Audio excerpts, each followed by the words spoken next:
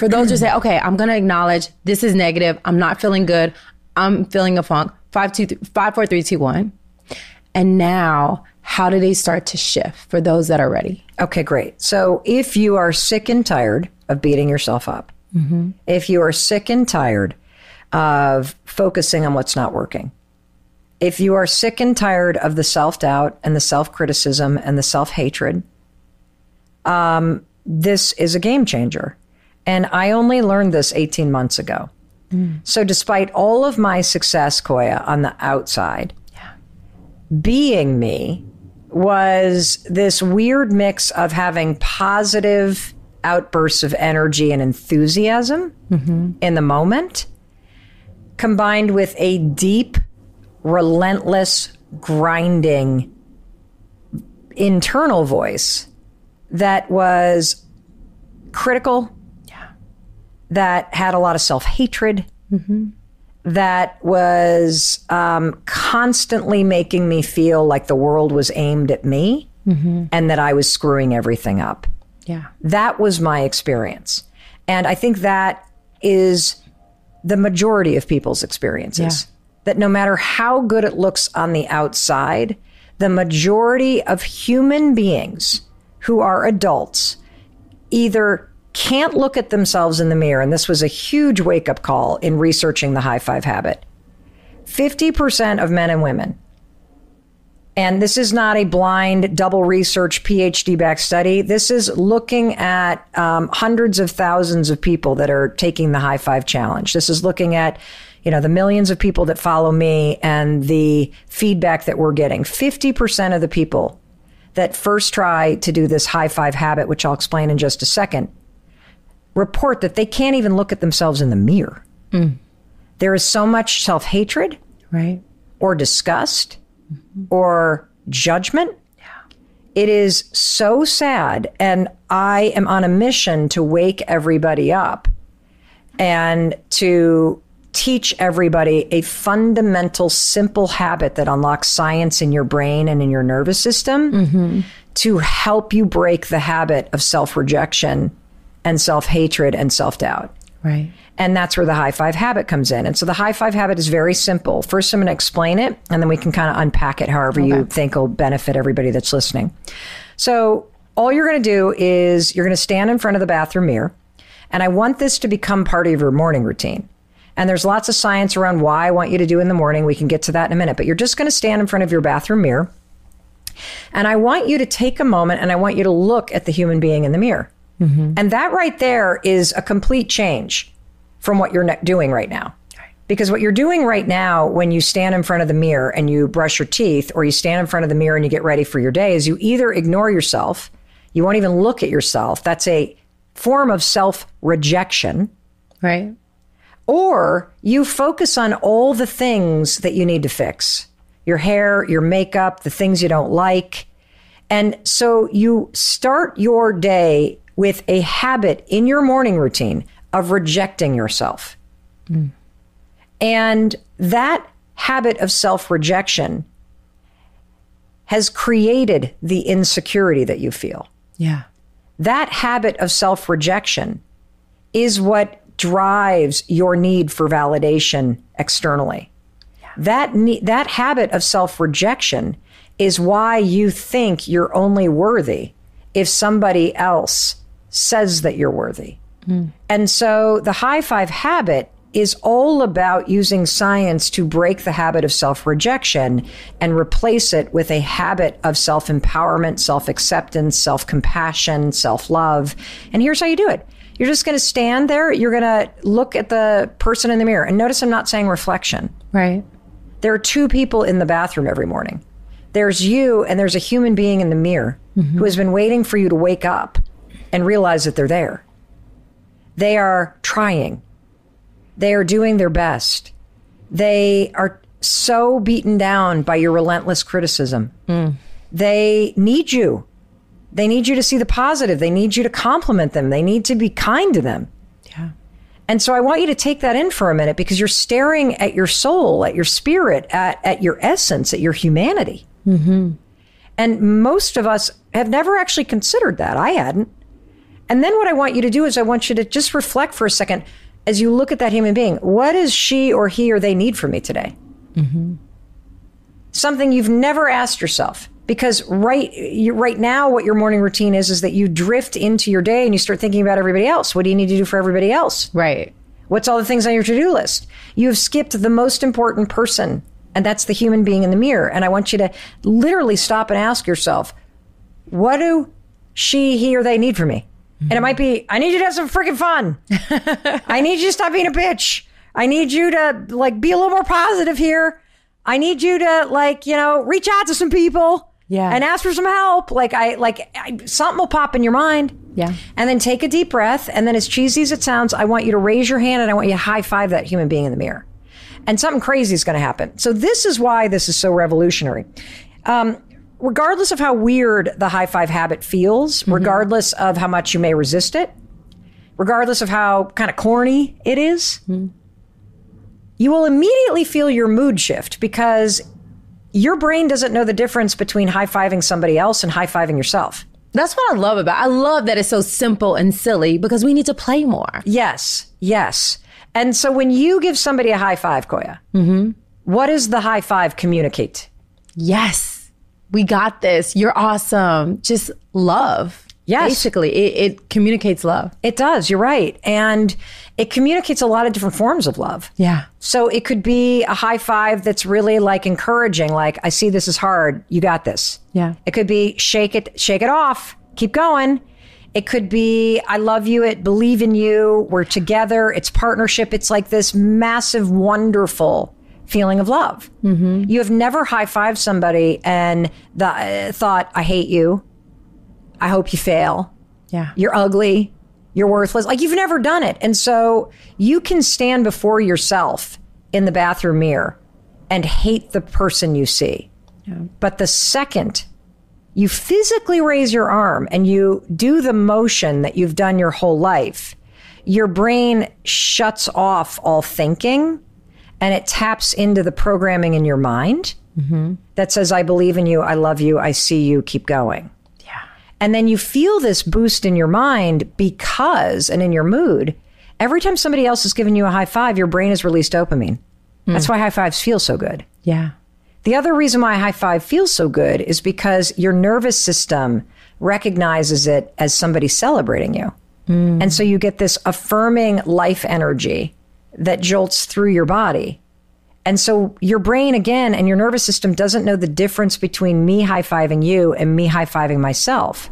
So even on my lowest days, Koya, when I high-five myself, I get a dopamine drip. Yeah. And I get this nervous system boosting the energy. And that's why it feels so good. We are using programming in you and aiming it back at you so that you have the benefit of belief, of self-love, of positive mental programming, of dopamine, and of a jolt through your nervous system. It's freaking bananas. It's amazing. Yeah. I love that. I love that it's so simple. I love giving myself a high five. And I love something that you say. You say, and I don't know if this is your quote or something from someone else, but you say, the way you view yourself is the way you view the world. It's true. That's powerful. It's true. Well, let's talk about people pleasing. So many of us struggle with people pleasing. Well, people pleasing for a long time, I thought people pleasing was about making other people like me. That's what you're doing, but that's actually not the source of people pleasing. People pleasing is not about the need to be liked by other people. Right. People pleasing results from you not liking yourself. So people pleasing is about you and your self-hatred and your insecurity. Wow. Yes. That's going to wake a lot of people up. What did you just get from that? People pleasing is more about how you feel about yourself than how you feel about others. Correct. Because here's the thing. If you like yourself, even though you're not where you are, even though if you like yourself, even if you don't like where you are in your life right now, yeah, if you can still look in the mirror and see a person who's trying, a person who's worthy of support, a person that you're going to root for, a person that you like because you deep down know, even though you're way more than you want to, even though you don't have the money you want, even though you're not in a relationship yet, whatever it is that you've been bashing yourself for. If you can look in the mirror and see somebody you genuinely like because you know deep down they're a good person and they're trying and they've survived a lot and they are a person that's worthy of being liked, because you know who they are at their core. If you can feel that way about yourself and treat yourself that way by giving yourself a high five, that's how you demonstrate that you like yourself. When you go out into the world, if somebody doesn't like you, it does not take away from the fact that you still like yourself. Right. If you treat yourself with respect and somebody out in the world disrespects you, that will not change the fact that you still treat yourself with respect. Right. The core problem is that most of us look in the mirror and reject the person that we see. And then we bring that insecurity out into the world. And we are looking at lovers and bosses and friends and family to then make us feel secure or make us feel loved, when the root problem is we don't love and like ourselves. And so we got to bring all of that back in house. Right. Using the high five habit, you can show yourself, demonstrate to yourself, and practice what a person who likes and loves and respects themselves does, which is they wake up every day and they treat themselves with loving kindness. And the best part for me about the high five habit is you actually don't have to say a word. And in fact, I recommend that for the first 5 days, you don't. Because your self-critic and your brain programming is so negative and relentless, and it's been in there for decades, that I want you to feel the benefit of the science. Right. I want you to just stand there and look the human being in the eyes in the mirror. And I want you to raise your hand and notice what you're feeling. You can't help but crack a smile after you do this for a couple days because of the dopamine. Right. You can't help but shift how you see yourself because of the nervous system wiring. We've had reports back now from people who have said this really interesting thing. They've said, you know how can you recall a time in your life where you actually remember getting high fives? Yeah. When was it? Can you describe it? Put us at the scene. Okay, put us right at the scene. Oh, yeah. So playing basketball, I mean, that is the best place for high fives. High school, I mean, for a whole year, I rode the bench. But when I actually started getting rebounds, making points, high five. The more high fives I got, the better I got, because it boosted my confidence in myself. Correct. And, there's a study actually with the NBA that proves this. Yeah. So they took a look at NBA teams. Researchers did. I think this was in 2011. There's a massive article in the Wall Street Journal about this, as well as a published academic study. They looked at NBA teams. And do you know you can predict what teams are going to have the winningest record at the end of the season by looking at behavior in the preseason? And the behavior that predicts whether or not an NBA team is going to have a winning season or not is the number of pats on the back, fist bumps, and high fives that a team gives one another in the preseason. Wow. Because just as you said, based on your lived, felt experience, playing basketball, being in high school, being on a team, feeling the encouragement, the momentum, the support. High fives aren't gestures. They communicate trust and partnership and belief. So when you high five a teammate, you're communicating, we're in this, I believe in you, shake off that shot. Even though you're on the bench, you're a valued member of this team, keep trying, keep going. And the corresponding data about the teams with the worst record was also true. They had the least number of pats on the back and fist bumps and high fives. Why? Well, when every player's in it for themselves, it creates distrust and selfishness. Right. And so by high-fiving yourself in the mirror, you can create that same partnership with yourself, and that same momentum starts to get created every single morning when you send yourself into the game of life every day, the way you would send yourself back into the game of basketball after having a team huddle. I love that. And it actually brings me to one of the most important pillars of Get Loved Up, which is spirituality. And I kind of want to dive into spirituality with you because I feel like giving that high five is bringing people back into divine alignment with themselves. Okay, say that again, because that is exactly right. bringing people, giving that high five is bringing people back into alignment with themselves, with spirit, with the universe, with God. Because that negative self-talk is taking you out of alignment with love, out of alignment with spirit. And so that one act, because I know you say habits, I say ritual. We have so many different language, but what I feel when I give myself a high five and when I practice that positive self-talk is alignment with spirit. 1,000%. So all of the negative talk, like remember, let's go back to the two human beings in the bathroom, you and the human being in the mirror. Yeah. The negative self-talk stands between you two. And when you go to raise your hand and high five yourself, it is a moment of divinity with yourself, with your universe, with the spirit, with God, with whatever you believe in. You will feel that energy if you allow yourself to. You will feel yourself coming home. You will feel yourself stepping back into alignment with who you truly are in your essence, which is a being that is worthy of love, a being that is worthy of support simply because you exist. Yeah. Like today is my 53rd birthday. And when I think about birthdays, right, what are you actually celebrating? Right. You're celebrating life. You're celebrating your breath. You're celebrating the fact that you're still here. Yeah. And there is something divine about that. And every single morning, if you make the high five habit a ritual that starts your day, you are also bringing the celebration of your life and your existence into your morning. And the thing that I love about this, because, you know, I love gratitude and I love meditation, and these are extraordinary practices that with documented benefit. I'm married to somebody who's a Buddhist meditation instructor and a certified yoga instructor. I love Chris. Yeah, Chris is just awesome. And interesting thing about Chris, though, is that here he is practicing every single day. He is a disciplined guy, right? Meditating daily for probably 8 years. Yeah. Okay. Meditation teaches you self-awareness, and it teaches you how to not react to thoughts. It doesn't change the default opinion that you have about yourself. Gratitude, if you look at what most of us write down when we practice gratitude, it is external. It is rarely something within you.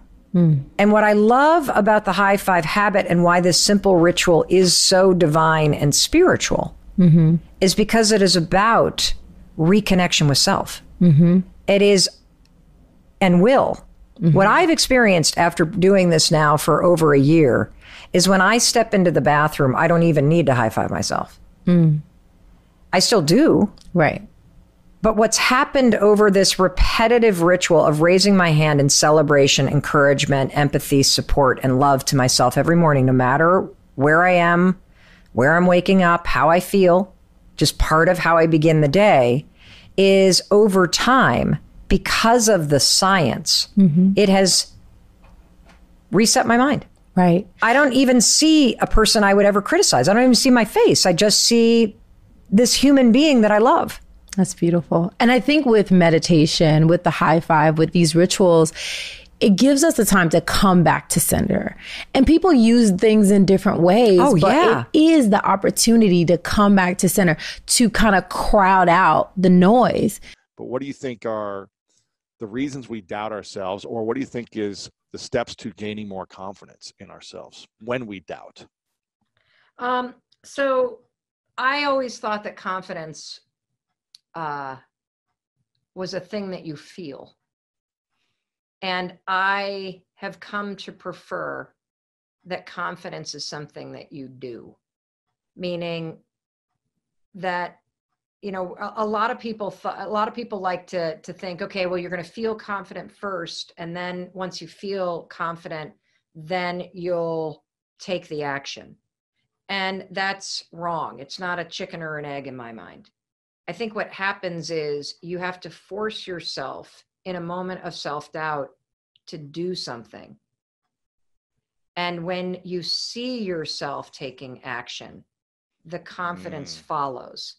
So I have created my own definition of confidence, which is confidence is the willingness to try.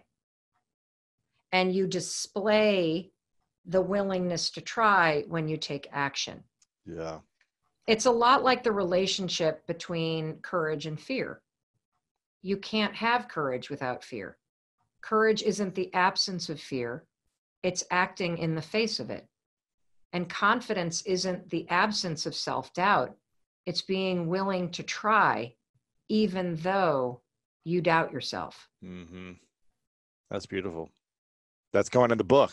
I'm quoting you in the book. Make it, baby. Make it your own. I love that. That's powerful. Yeah. And I think, you know, I'm sure we're very similar in the sense that we do a lot and we build confidence because we would take action. You in law school and public defending and all these different things you've done, which like, okay, I'm afraid, but let me go do it. And now, okay, I'm getting better. Now I feel more confident. It's not just let me learn something or let me read a book and now I'm confident in a skill that I haven't applied. I must apply it and fail a bunch and realize, oh, okay, I've gotten better. I have fallen over and over and now I'm standing and I'm actually doing okay and I'm doing even better now. Let me build my confidence there. So yes. And look, you know, here's the thing. I think that preparation and studying something so that you feel like you have an understanding of something can be an important first thing that you try, but don't let the studying of something become the reason why you don't actually take the next action. Yeah. Well, I need to get my master's. I need to go to business school. I need to go to whatever, and then never actually do it. When you can start doing something much sooner before needing to have all the credentials necessarily. Yes, there's very few things. Except for like being a doctor. Okay, maybe don't do surgery. Correct. Yeah. Yeah, a chemist, a doctor, something that requires you to actually have accreditation and specialized knowledge, an engineer, whatever. But most things that you will master in life will not be mastered by reading a book. You cannot learn how to ride a bike by reading about it. You have to get your ass on that seat and find your balance. That's how you find balance, is by falling. Because balance is somewhere in between not being on the bike and falling. Or being on the bike and falling, rather. That's beautiful. From Angie, why is it so easy to fill out limiting beliefs, but almost paralyzing to figure out an alternative, think this, not that? How many of you are having trouble with this? It's very easy to see where you doubt yourself, but it's super hard to come up with the alternative thought that you're going to substitute. Well, the reason why it's hard is because you actually believe these thoughts. And these thoughts have become patterns and they've become habits and they've become so prevalent in your life that they're almost like the co-host of your life. You know, if you think about it, you are the star of your life. But if the supporting actor is a limiting belief that constantly tells you that you're not good enough or that you're not worthy or that you'll never succeed, then it's no wonder that you believe it, because the co-star of your life is your limiting beliefs. And so it's not easy to change your limiting beliefs, but it is simple. And it begins with you identifying them and then substituting them.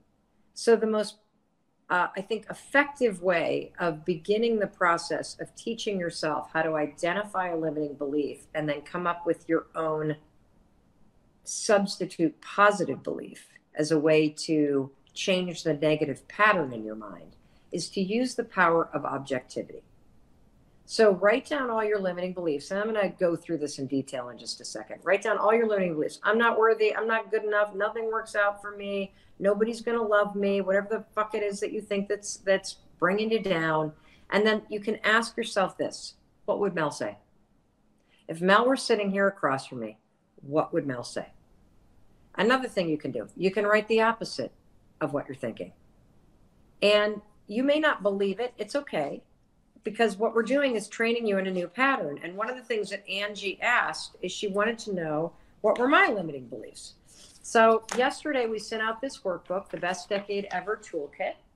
It's in your email. If you go to the Facebook group, Best Decade Ever with Mel Robbins, it's also listed on the files. You'll find a download for this. Check your junk email if you didn't get it. But so my limiting beliefs. So I want to have the #1 talk show of the decade. And the #1 talk show of the decade right now seems to be Ellen. And so it's interesting because a lot of my limiting beliefs, I think, are provoked by the fact that I'm the newcomer in a space that I have huge dreams of making a mark in and dominating. So one of my limiting beliefs is someone's already done it. How many of you have that one? My dream has already been done. So my substitute thought, because this feels kind of true, doesn't it? Somebody's already done it. And then my substitute thought, the think this, not that, is, well, they haven't done it my way yet. It hasn't been done by me yet. Do you see what I mean? So somebody else has done it. Okay, I get it. It hasn't been done by me yet. It'll never happen.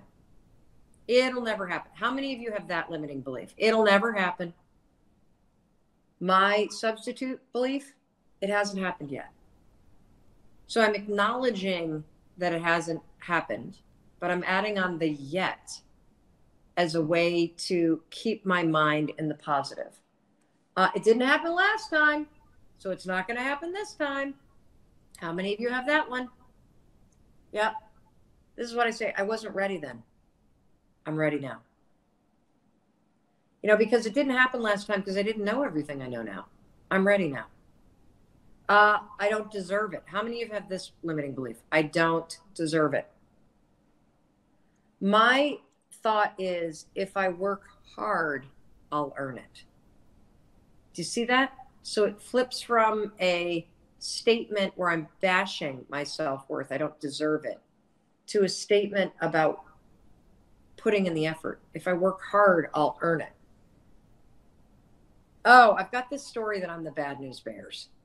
That I'm literally like the person with the worst equipment, and I'm the underdog, and I'm underfunded, and why does it have to be so hard, and why does it seem so much easier for everybody else, and blah, blah, blah, blah, blah, blah, blah. And I flip that into, I love being underestimated, and I love being the underdog. In a very weird way, as much as it exhausts me, it also empowers me. Here's a specific limiting belief. How the fuck am I going to compete with Ellen? I can't compete with Ellen. Especially when she's been at it for 20 years. She has the budget of God and an army of people that are supporting her. I mean, there was something she did announced yesterday on social media that I was so like, oh, of course. And I was so jealous. She announced a partnership with Starbucks where she's encouraging people to pay for somebody's coffee using the Starbucks app behind them in line. And then take a video of it and upload it. And they're going to bring them on the show. And I was like, oh, will I ever get there? Will I ever get to do cool stuff like that? And the answer is yeah. She proves it's possible. And also, I can take the 10 years and be like, and in 20 years, I won't even recognize the cool stuff I'll be able to do if I put in the work. So take that jealousy or somebody else or whatever and say it proves it's possible. Now put in the work. So those are some of my limiting beliefs, and that's how you can do it. And by the way, if you can't do that exercise successfully on your own, post in the Facebook group and tell people this is your limiting belief. Can somebody help you come up with a substitute positive belief so that you can think this, not that? Ask somebody in your life to help you. And then what you do is when you find yourself going down the route of that negative thought, it'll never happen. You're going to 5, 4, 3, 2, 1, use the 5-second rule to interrupt the negative belief. And then you are going to insert the positive belief. It hasn't happened yet. That's it. Just keep going. Okay, so now let's detour into the lane. We talked about this on the last time I was on. But let's detour into the lane of anxiety, of patterns and trauma, and talk about why people self-sabotage. Yes. People don't self-sabotage intentionally. Nobody wakes up in the morning and says, today, I'm going to screw up my life. Right. That's what I'm going to do. I'm going to drink myself on the ground. I'm going to cheat on my wife. I'm going to embezzle for my company. I'm going to lie to everybody about how I'm actually feeling. I'm going to stop taking my meds. I'm going to kick the dog. Like, nobody does that. What happens is people get triggered. And they react. And then they fall into old patterns. And so what happens, I believe, in relationships in particular, or jobs, where you're like, this time it's going to be different, is it's different for the first 3 to 6 months when it's novel and when you're intentional and when everything counts. But then when you got to face yourself. Then when it becomes like part of your life, you get lazy and you slip into old patterns. Or when the stakes get really high. Let's say you're somebody who had a parent die early, or your dad abandoned the family, and you're scared to love somebody. And so you fall deeply for somebody. And then what gets triggered is this tremendous fear that they're going to leave. Yeah. Because that's your lived experience. And if you go back to what you did as a child to cope with that fear that somebody's going to leave, that's the exact pattern that you will repeat as an adult. The only way to end this, or to try to get your arms around it, is to attack it holistically.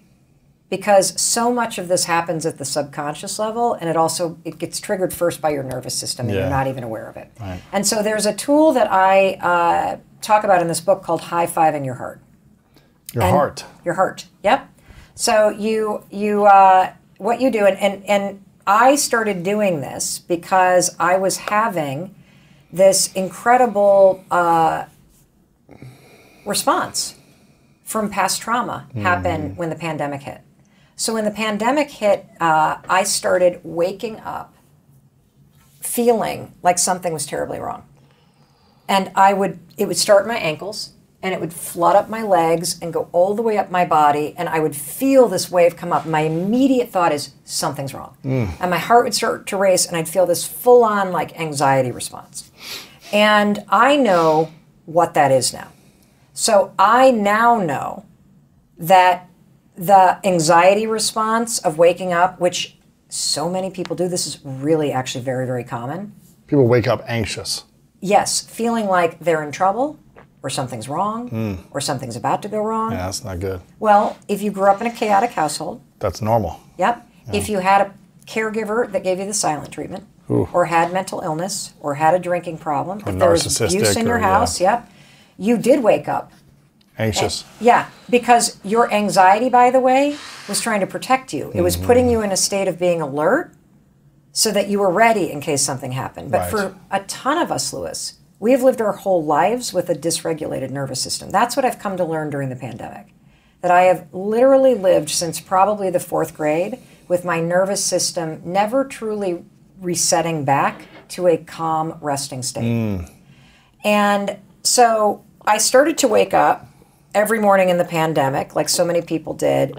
And I've always kind of had this sort of wake up and feeling like something's wrong. Like, Chris is mad. Like my first thing is like, Chris is already up, he's meditating, he's angry that I've slept 15 minutes longer than him. Like, it's so stupid, this is how we torture ourselves. But during the pandemic, it was like a full-on anxiety response. And so I started doing this thing where I would put my hands on my heart, like right in the center of my chest. I got big mitts just like you, so you can kind of hit the whole thing.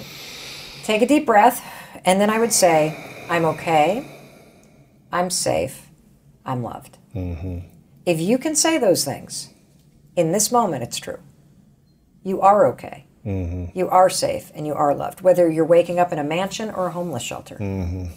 And what would happen as I was doing this, high-fiving my heart, is you're pressing on the vagus nerve. Like, that's what you're actually toning. That's the same thing that Wim Hof is teaching with the ice bath. You're toning your vagus nerve. And what the vagus nerve is, as you very well know, because you talk about it on the show, is it's the switch between your sympathetic and parasympathetic nervous system, fight or flight versus rest. So if you ever find yourself in a stressful state, give your heart a high five. Put your hands on your heart, go, I'm okay, I'm safe, I'm loved. Repeat it 111 times if you need to. What you'll feel is your nervous system start to settle. You'll feel yourself come back into your body. You'll feel your mind slow down. And you will literally take control of your nervous system. It is unbelievable. And it's also really important because, in researching this book, I talked to, the acclaimed Dr. Judy Willis, who's a incredible neuroscientist. And she explained something that I never knew, but it makes a lot of sense. If your nervous system is on edge, it's in a like alert state, you're dysregulated, it's impossible for your cognitive function of your brain to work. I can give you an example. If somebody were to bust in here with a gun and try to rob us, would you be able to do a math problem? No. No. I'd be like, just thinking safety. Yes, exactly. Save my life. I bet the majority of people actually walk around with a nervous system that is on edge like that, particularly post-pandemic. Yeah. And for me, the reason why I've actually linked it all the way back.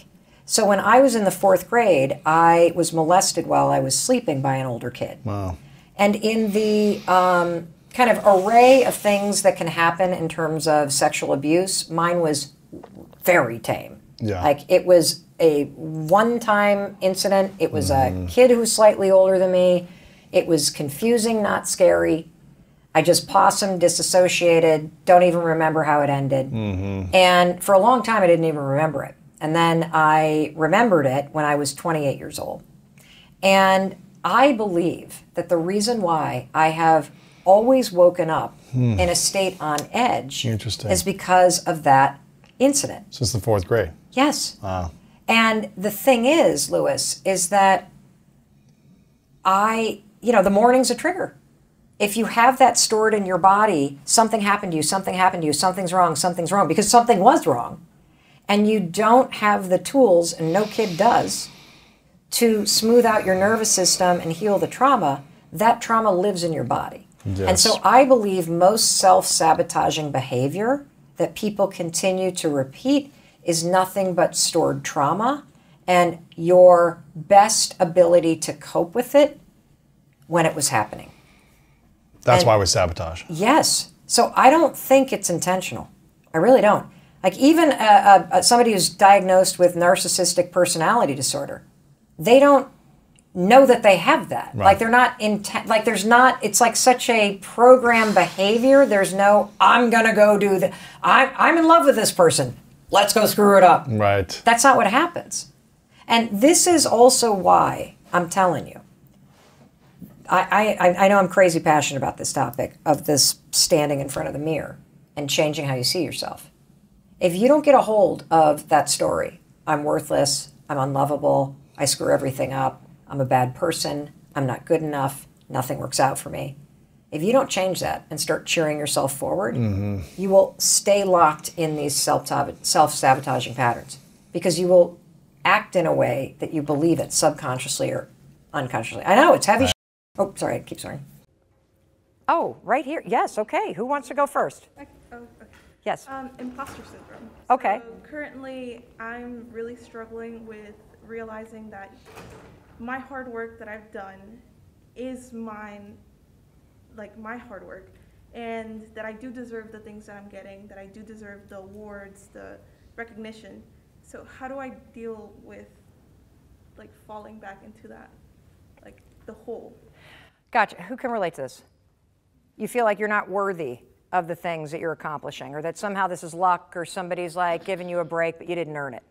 God, every one of you, that blows. Really.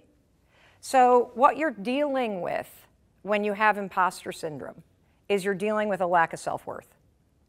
You literally kind of see all the things working out, but you've got this like annoying voice in your head that's saying, you don't deserve this, this is luck. How many of you have that story? This is luck, this is gonna run out, this isn't due to me. Yeah, we got to literally destroy that voice. That is from your past. And part of the reason why you have that voice, by the way, is because of racism. It's because of discrimination. It's because of childhood trauma. It's because of various experiences that you've had, where either your experiences growing up or society at large has made you feel either overtly or in a really like gross and sort of sly way like you don't belong. And so it is critical for you to start to punch that voice literally out of your head, and I'm going to give you some steps to do it, okay? The second thing that's really important is that in addition to stopping down that voice, because it's not your voice, that is somebody else's voice that your brain listened to and then started repeating. And the thing about your brain is that your brain is this really cool computer that learns patterns. And what I want you to understand is that patterns repeat unless you break and replace them. And if you have a pattern of thinking, like what Heidi has, that says, you're not worthy, you don't deserve this, luck is going to run out, at some point, the you-know-what's going to hit the fan again, brace, don't count on anything, like you didn't earn this. If you got that pattern running in your head, that is a broken pattern. You're not broken. That pattern of thinking is broken. And so the line in the sand that I want to draw starting today is you're not allowed to listen to that garbage anymore. We are going to go on a mission together to notice whenever it comes up, oh, interesting, there it is. There's that pattern. It's spinning, just like a load of laundry, right up there. And I'm going to teach you, once you recognize that pattern, you're going to use this thing that I created called the 5-second rule. You're going to count backwards, 5, 4, 3, 2, 1, because that shuts that down. And counting backwards, let's all do it together. Here we go. 5, 4, 3, 2, 1. Now notice when you counted, did you feel a little pressure right here? Yeah, that was me hypnotizing you. No, I'm just kidding. What you were feeling is by counting backwards, it's a little brain hack that interrupts all the garbage that's here in the interior part of your brain. This is where imposter syndrome lives, everybody. This is where anxiety is. This is where self-doubt is. This is where self-criticism is. This is where it's all stored. When you notice, oh, there's that voice again, and you count backwards, 5, 4, 3, 2, 1, you shut it down, and then you awaken this part of your brain. This is the part of the brain that you used when you were taking the SATs. This is the part of the brain that you used when you applied for that job, when you speak up in that meeting, when you tell somebody, no, you cannot borrow my dress tonight. No. When you have boundaries, right? This is the part of the brain that gives you immediate control over what you think and do next. And so that's a really important thing. Number one, you're going to notice it. Number two, you're going to name it. So let's give that jerk in your brain a name. So Heidi, what do you want to name this thing? Like close your eyes and think about it. And everybody close your eyes and think about like that voice, that nasty, stinky, awful, skanky, gross voice in your head. I want to kind of get an image in your mind. It could be a cartoon character. It could be a human being. It could be like some little pimply, ugly person from middle school that you feel sorry for now. Okay? Yeah, because when you laugh at the voice, it doesn't have control over you like it did, right? We want to make this less serious. So what's the name you're going to give your voice? Well, I was thinking the voice, but maybe something like, I don't know, Rocky, Spiky. Spiky. Okay. What name do you want to give your voice? Linda. Bob. Bob. Okay. How do you say your name? Sedania. Sedania. Yes. Great name. What are you going to give your voice? Maybe Peabody. Peabody. I got it. I got it. Okay. How about you? What's your voice? Bill. Bill. Ooh, conviction. There's a human being like that talking to you. Bill, we are going to shut Bill down, okay? What about Isabella? Broccoli. Broccoli? I hate broccoli. She hates broccoli. I love that. That's great. How about you? Josh. Josh. Okay, great. So whenever you hear that voice, what I'm teaching you is to use the science of objectivity to distance yourself from that voice. Okay? This is so important because you are not that voice. Welcome in, everybody. Actually, pull up your chairs closer. Do not sit that far away from me. Come on. Yep, let's go. You are not late. You are right on time. Let's welcome them in. Okay? Yep, louder. Clap louder. Super important, everybody, in life to make people feel welcome. Super important to invite people, especially other women, to have a seat at the table. And one of the things that I've learned, and then I'm going to catch you all up on where we're at, okay?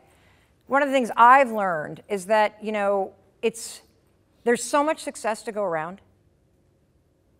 Have you wrapped your brain around the fact that there are, what, 8 billion people on this planet? There is so much success to go around. There's so much happiness. There's a tremendous amount of money to make. There's a ton of people to date. And when you focus on the fact that there is limitless possibilities for you, you're not in competition with anybody in this room. And the louder you cheer for other people, the more you invite people in, the more you will be invited in, and the more cheering there will be for you. It is incredible when you can flip your mind from being jealous and competitive and small-minded, like if she's getting that, it means I don't. Oh, no, no, no, no, no. If you see somebody getting something that you want, it's evidence that you can have it too. You're just going to get it and have it in your own way. And so you want to make it a habit to cheer for and celebrate all the women, everybody you see around you, because their success means you can have it too. And trust me, if you are a talented, hardworking, kind person, a company will make room for you. They will find another job doing that same thing. And so you focus on you. You focus on being the best you. And I promise you, all the other people around you that are having those things that you want, that's evidence you can have it too. I like to think of other people as a light on the path I'm walking down. They're shining a light that helps me walk in the direction of what I want. So what we're going to talk about is confidence. What is it? Because a lot of us don't understand it. I know I didn't understand it. I had not the real confidence, I had the fake kind. You know, the really bossy, annoying kind, where it was really driven by insecurity. What we want to talk about is real confidence. The other thing we're going to talk about is the habit of self-doubt. The habit of self-doubt. So believe it or not, self-doubt is a habit.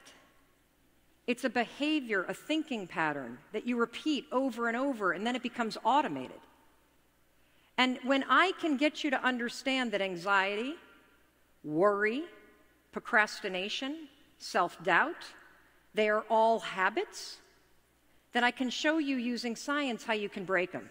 And then everything changes. And it all comes back to these 5-second decisions. If you had more confidence, how would your business and life change for the better? I'm going to tell you how mine had when I finally learned what confidence is and what it isn't. Number one, I know how to say no. How many of you have a hard time saying no? You have clients you can't stand. You have people that work for you that drain you. The ability to align your goals with values and actions. Fearless negotiator. Fearless. Greater self-control. By the way, let me stop there for a second because I believe that in today's world, this is the number one skill for you. Self-control. And we're going to give you tools today that are going to give it to you. You're going to make a lot more money and you're going to be a happier human being. Absolutely. And I'm going to show you how to do it. We can talk about change all you want, but I'm the kind of person that's about real advice for real people, and that's going to require some real action. So as I'm talking, I want you to notice what are the physical sensations, the feelings that come up in your body. When I ask you, how would your life change if you had more confidence, and you have an answer, do you feel yourself shrinking? Do you feel yourself talking yourself out or raising your hand? Because if I can get you to start to isolate that pattern and that habit simply in how you respond to whether or not you're going to answer this question, if I can break that right there so that you learn to try, I almost fell off. Oh, good, there's a thing. You learn to try. Thank you. I'm going to crowd surf right now. You got me? Okay. Then you can bring that anywhere. I'm into experiential learning because, you know, I got dyslexia, I'm ADD, it's really hard for me to read and retain. So if I feel it, if I have to do it, then it sticks. So let's talk about the myths and the truths about confidence, okay? Number one, confidence is a personality trait. Total baloney. Total baloney. Lots of extroverted people that are really bossy and annoying like I used to be, although I might still be a little annoying, but really insecure. Really insecure. There's a lot of introverted folks that feel uncomfortable putting themselves out there, but they really believe in what they're saying. So confidence is not a personality trait.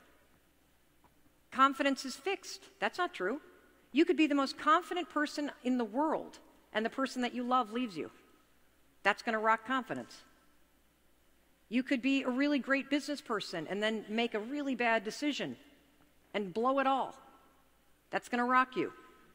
Number three, the confidence starts with belief. This is where I go against so many other people. I actually believe that this is not true. I think that thinking positive thoughts will certainly make you feel better in the moment, but it's not going to create change that you want.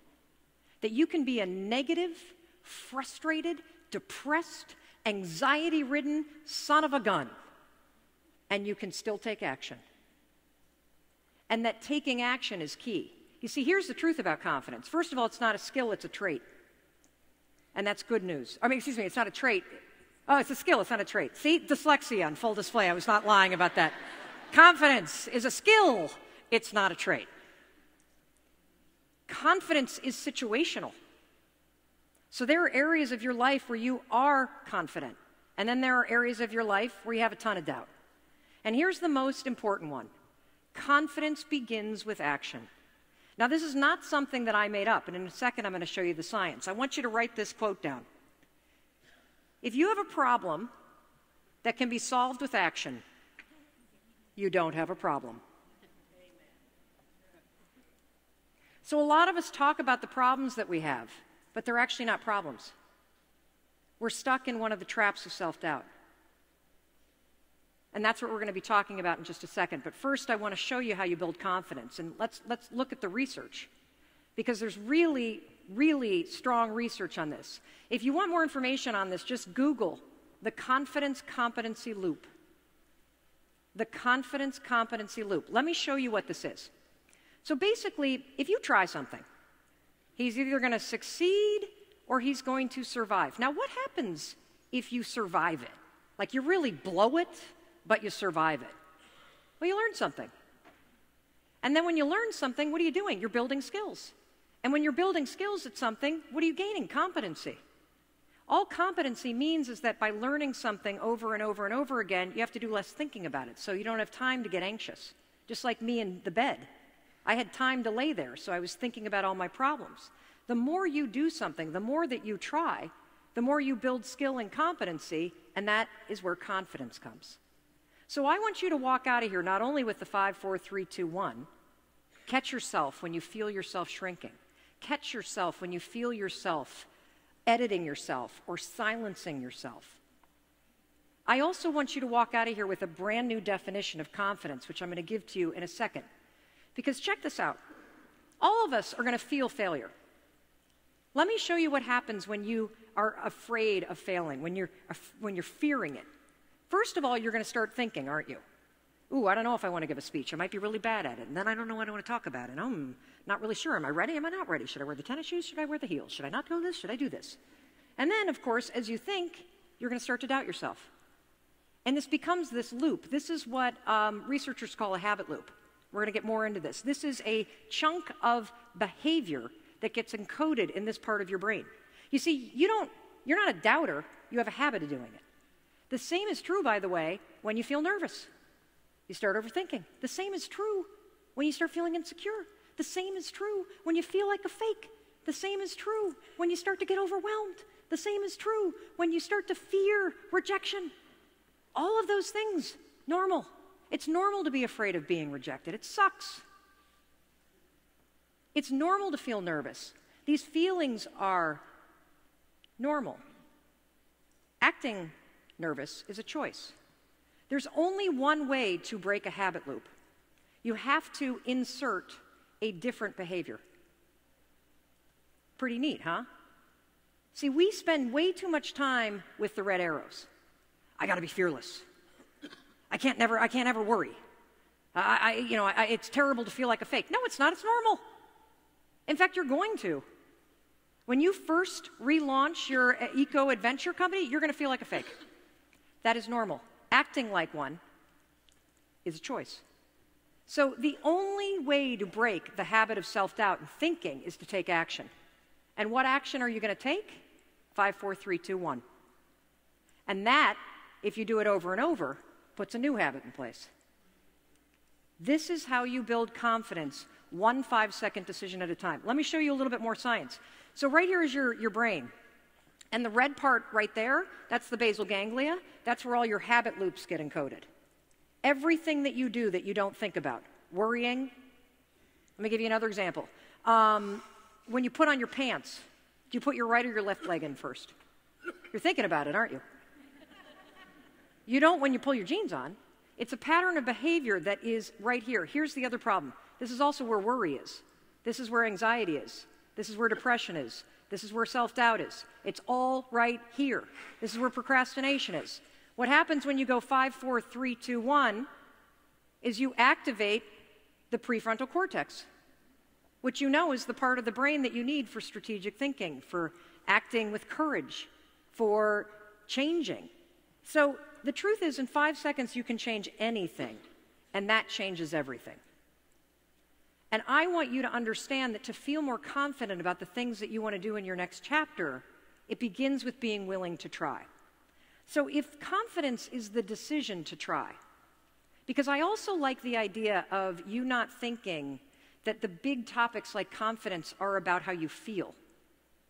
I want to make them action-based, because you can't control how you feel at times, but you can always choose how you act. So if confidence is the decision to try, here's the definition of self-doubt. It's the decision not to. See, one of the things that I've come to realize is that when you talk about self-doubt, it's such a big term that you tend to think that it's just nothing that you can control. But what if you started to consider that self-doubt is actually a decision? It's going to give you a lot of power. Now remember, I told you that your doubts create mountains and your actions move them. So let me show you the 4 traps of self-doubt. This is really incredible stuff. So the 4 traps of self-doubt, because I just said confidence is about an action, self-doubt is a decision not to try, and there are 4 ways, 4 actions that we all engage in that are you deciding not to try. Here they are: hesitating, hiding, hypercritical, and helplessness. So I'm going to unpack these for you, and I want you to be thinking for a minute. I want you to think about that next chapter. And as I roll these out, I want you to think about, are you stuck in this? And by the way, I can relate to every single one of these. So when I think about the next chapter of getting into throwing events and creating more and more courses and doing bigger and bigger things, I can see myself in every single one of these, okay? This episode of The Minimalists is brought to you by nobody, because advertisements suck. This podcast has bad words.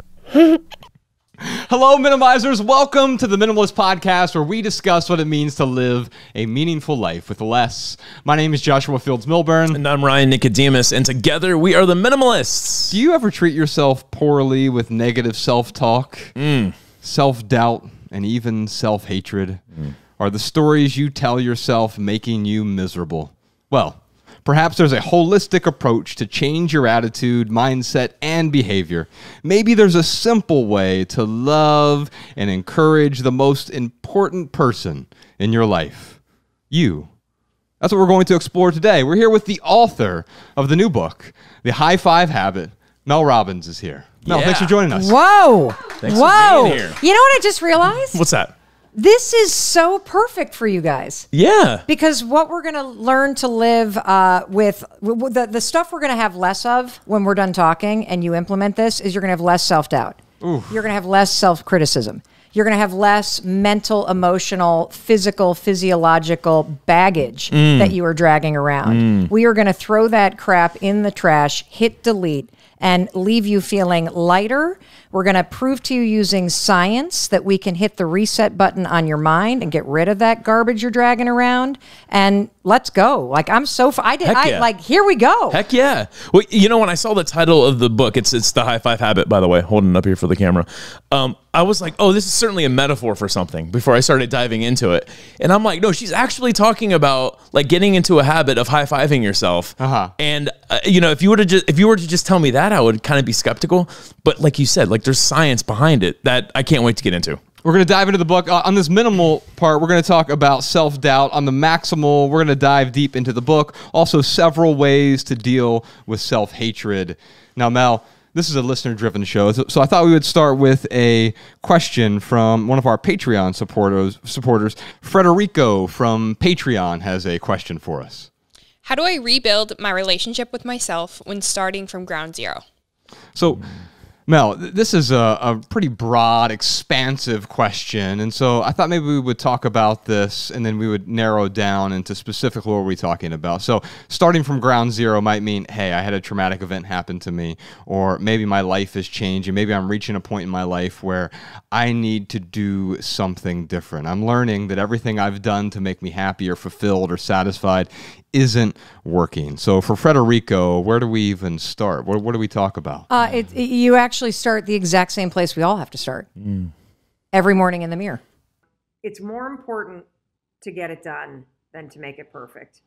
And when we do live streams like Coffee Talk in a way that actually works, which would mean somebody would be here supporting me, oftentimes we don't get them done because we're always on the move. And so this morning I'm doing it solo. This is certainly not perfect. It's not the way I like to do it.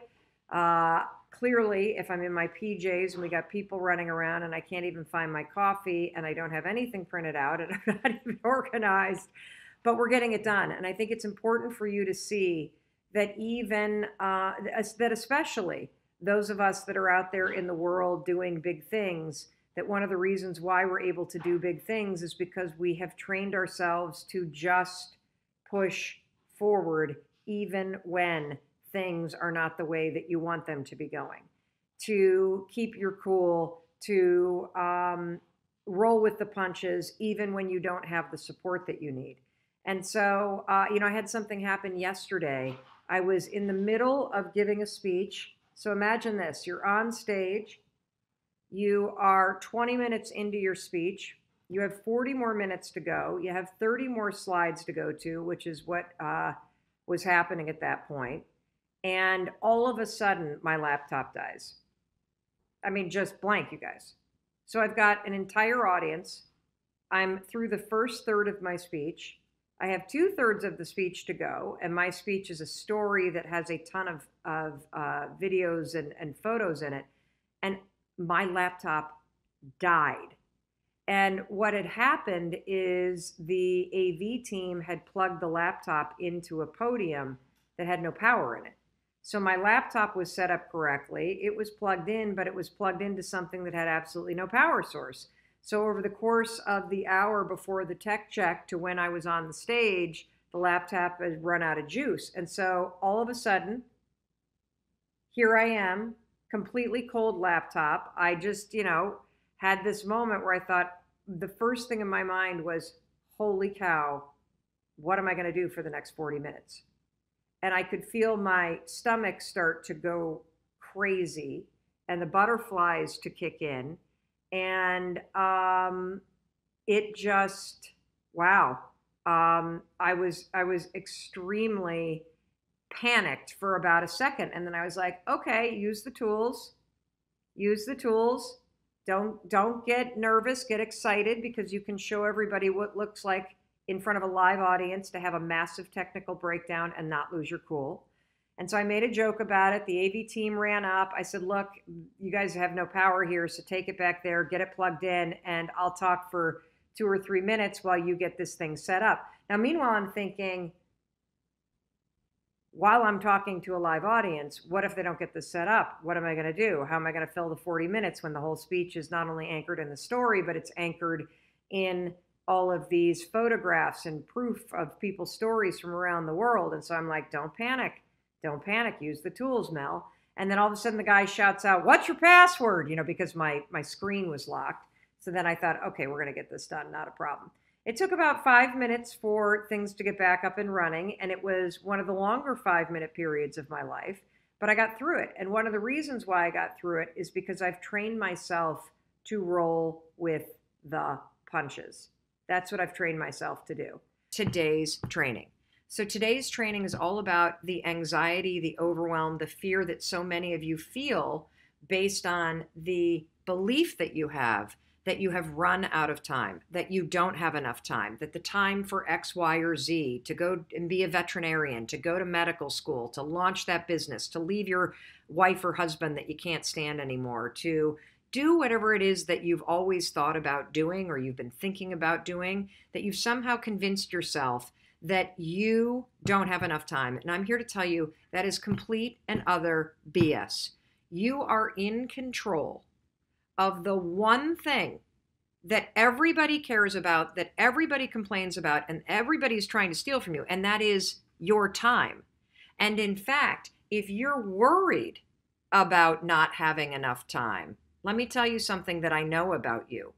You're not using your time effectively. You're not being deliberate about how you're spending your time. And the problem isn't time and whether or not you have enough of it. The problem is you're not being completely selfish, deliberate, and just in control of how you're spending it. You're letting other people distract you. You're letting your negative beliefs distract you. And so that's got to stop today. Because here's the truth. Whether you're 70 or you're 77, you have plenty of time to start working toward the things that you care about. And what's so interesting is I'm wearing a shirt right now. Don't you love this shirt? I love this shirt. It's made by a woman named Renee. What's her last name? Bazzetti here in Seattle. And I love her story. Mandy and I were just over. She hand makes these shirts, and I had no idea what her backstory was. She left her husband at the age of what, 46? 44, yeah. At the age of 44 with two kids. Court for 2 years. She left her husband at the age of 44, had two kids. She was in court for 2 years. She literally went from being in her home overnight to literally moving in the middle of the night to her own apartment. And she had no idea what she was going to do. And she just told us, she said, at the age of 46, her attorneys told her only 1% of women actually find the gumption to leave a situation like the one that she was in. And most women don't leave because they don't know what they're going to do. They figure, oh my God, I'm so old. I don't have time to figure this out. What am I going to do? Blah, blah, blah, blah. Like the same kind of anxiety. Well, she left, and she told us that the best thing that ever happened to her is that her husband kicked her rear end in divorce court. And she literally left that proceeding with just about nothing. And so she was forced to figure out, what am I going to do with the rest of the time that I have?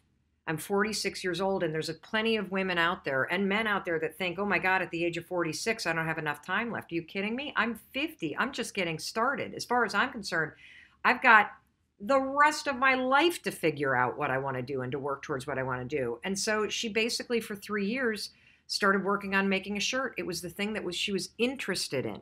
And so this is the most important thing I need you to understand. Telling yourself you don't have time, it's a habit.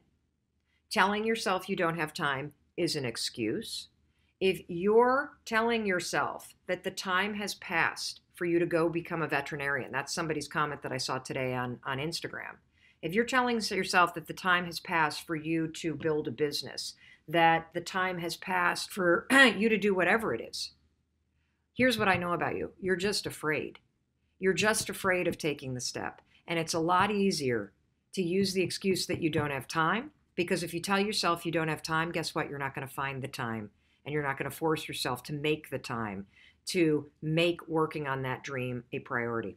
You know, one of the things that I wear right now is my little My Intent bracelet, this little thing, and my word for the year is deliberate. And when it comes to time, you have to be deliberate because you have plenty of time. It's a matter of whether or not you're being deliberate about how you're using it. And that's the thing that you have to stop. You got to stop giving your time away. You got to stop wasting your time with people you don't care about. You got to stop wasting time listening to the excuses from the past. They don't apply. You can make anything happen if you just start putting in the work. And that's going to require you to get deliberate about making the time to do the work. And you can do the work that you need to do to change your life 10 minutes a day. That's it. Start working 10 minutes a day. Start taking an online course. Start investigating going back to school. Start following people that inspire you around launching your own business. You have time. So stop with the habit of telling yourself you don't. Do we have any questions, Mandy? Yeah, we do. From Diane on Facebook. It's a good one. Diane on Facebook. She wants to go to school to learn sign language to be an interpreter. Great. Her daughter's a junior in high school, and she wants to know if she should wait until her daughter graduates. No. Okay, so she wants to know if she should wait until her daughter graduates to go back to school. Absolutely not. Let me tell you something, parents. The only way your kids are going to learn how to pursue their dreams and their goals is if you model it. Do you want your daughter to be the kind of adult female, to be a woman that puts everybody else's needs ahead of her? Do you want your daughter to start to think the same lies that we were all trained to believe, that there is a time to do certain thing and a right time? The only right time is now. The only right time to really push yourself to make a change is right now. And so what your daughter is going to learn when she sees you going back to school and she sees you managing your time so that you're focused on priorities that matter to you is she's going to be learning the skill of doing it for herself. It's one of the best things that you could possibly do. My mother did this when I was in 9th grade. She opened up a retail store when I was in 9th grade. She opened up a kitchen retail store, and it was the coolest thing to see my mom pursuing something that was important to her. It was the coolest thing to see my mom launch her own business and to realize, wow, you know, I want to be that kind of person. And I can be a great mom and I can also have a business. And the way your kids learn that kind of thing is they watch you do it. I believe with all of my heart and being that every man, woman, child, person, grandparent, everybody should infuse their days with habits of celebration and self-confidence. And the fastest and easiest and most science-backed way to quickly start to change how you see yourself is by adopting a simple habit of high-fiving your reflection in the mirror every single morning. Now, I know exactly what you're thinking. Are you serious, Mel Robbins? That is the stupidest thing I've ever heard in my entire life. I know it sounds dumb. But the reason why your first instinct when you think about waking up, whether you're in your robe or your underwear, or your PJs or your birthday suit, and walking into that bathroom and having a moment with yourself and raising your hand and high-fiving yourself is because your self-confidence is in the gutter.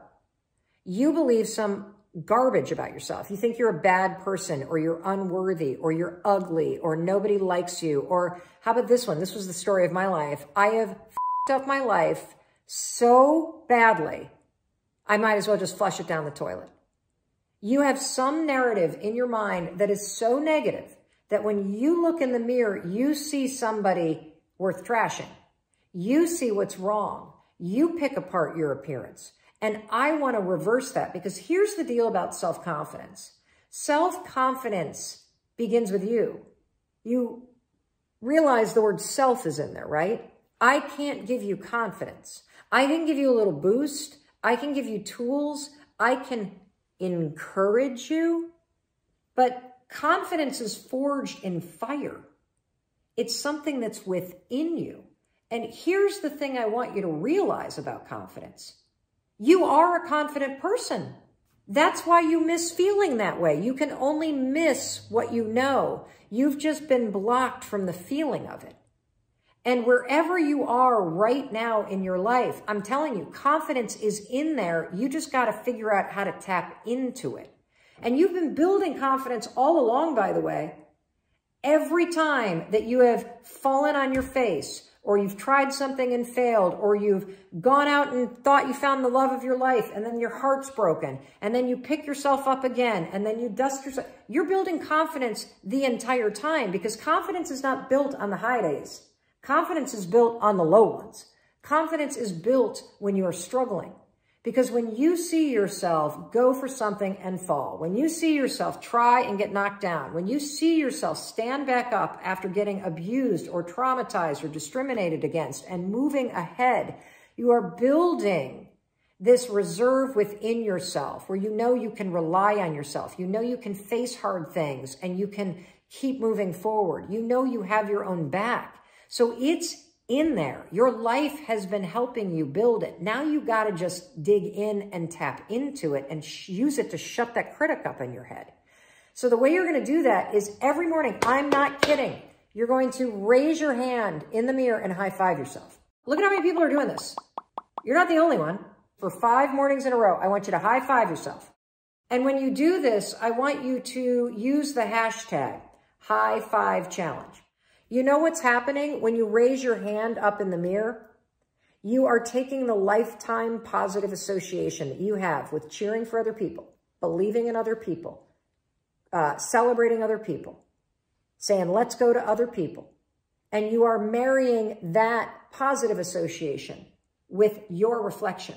It is impossible to raise your hand in the mirror and go, I suck. You can't do it because your brain and the subconscious sees this and thinks, let's go. I love you. I believe in you.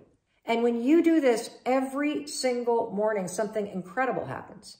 First of all, you're not going to leave your bathroom feeling like you're dragging a boulder. You're going to leave there feeling like the wind's at your back.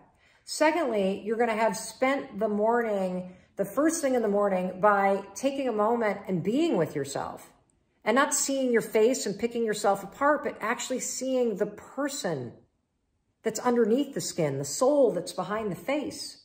You are going to shut the critic up. You're going to silence your to-do list. And when you raise your hand like this, it also prompts you to think about the game you're playing. So now you got a moment to be like, oh yeah, yay me. I'm still here.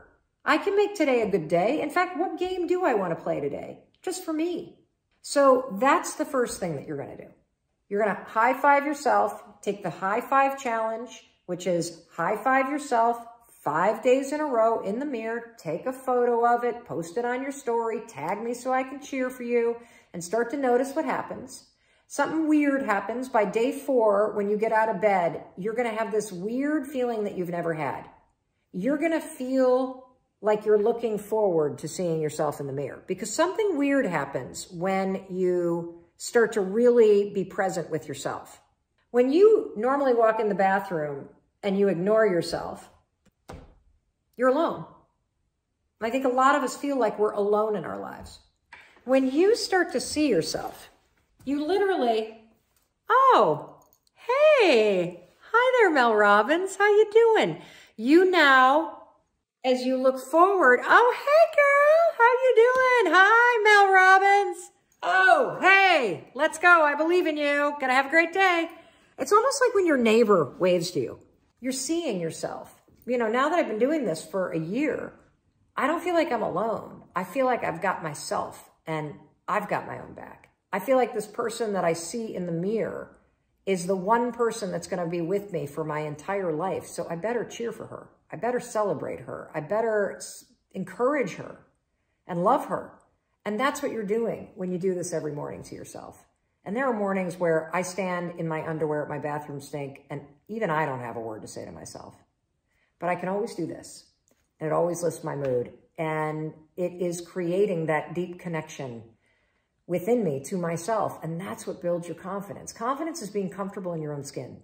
Confidence is knowing that you have your own back. Confidence is knowing that you can face something. Confidence is believing in your ability to face or survive or try something and be better. And confidence is being willing to try. And all of those things happen when you raise your hand every single morning. The second thing that you should do is you got to be honest with yourself.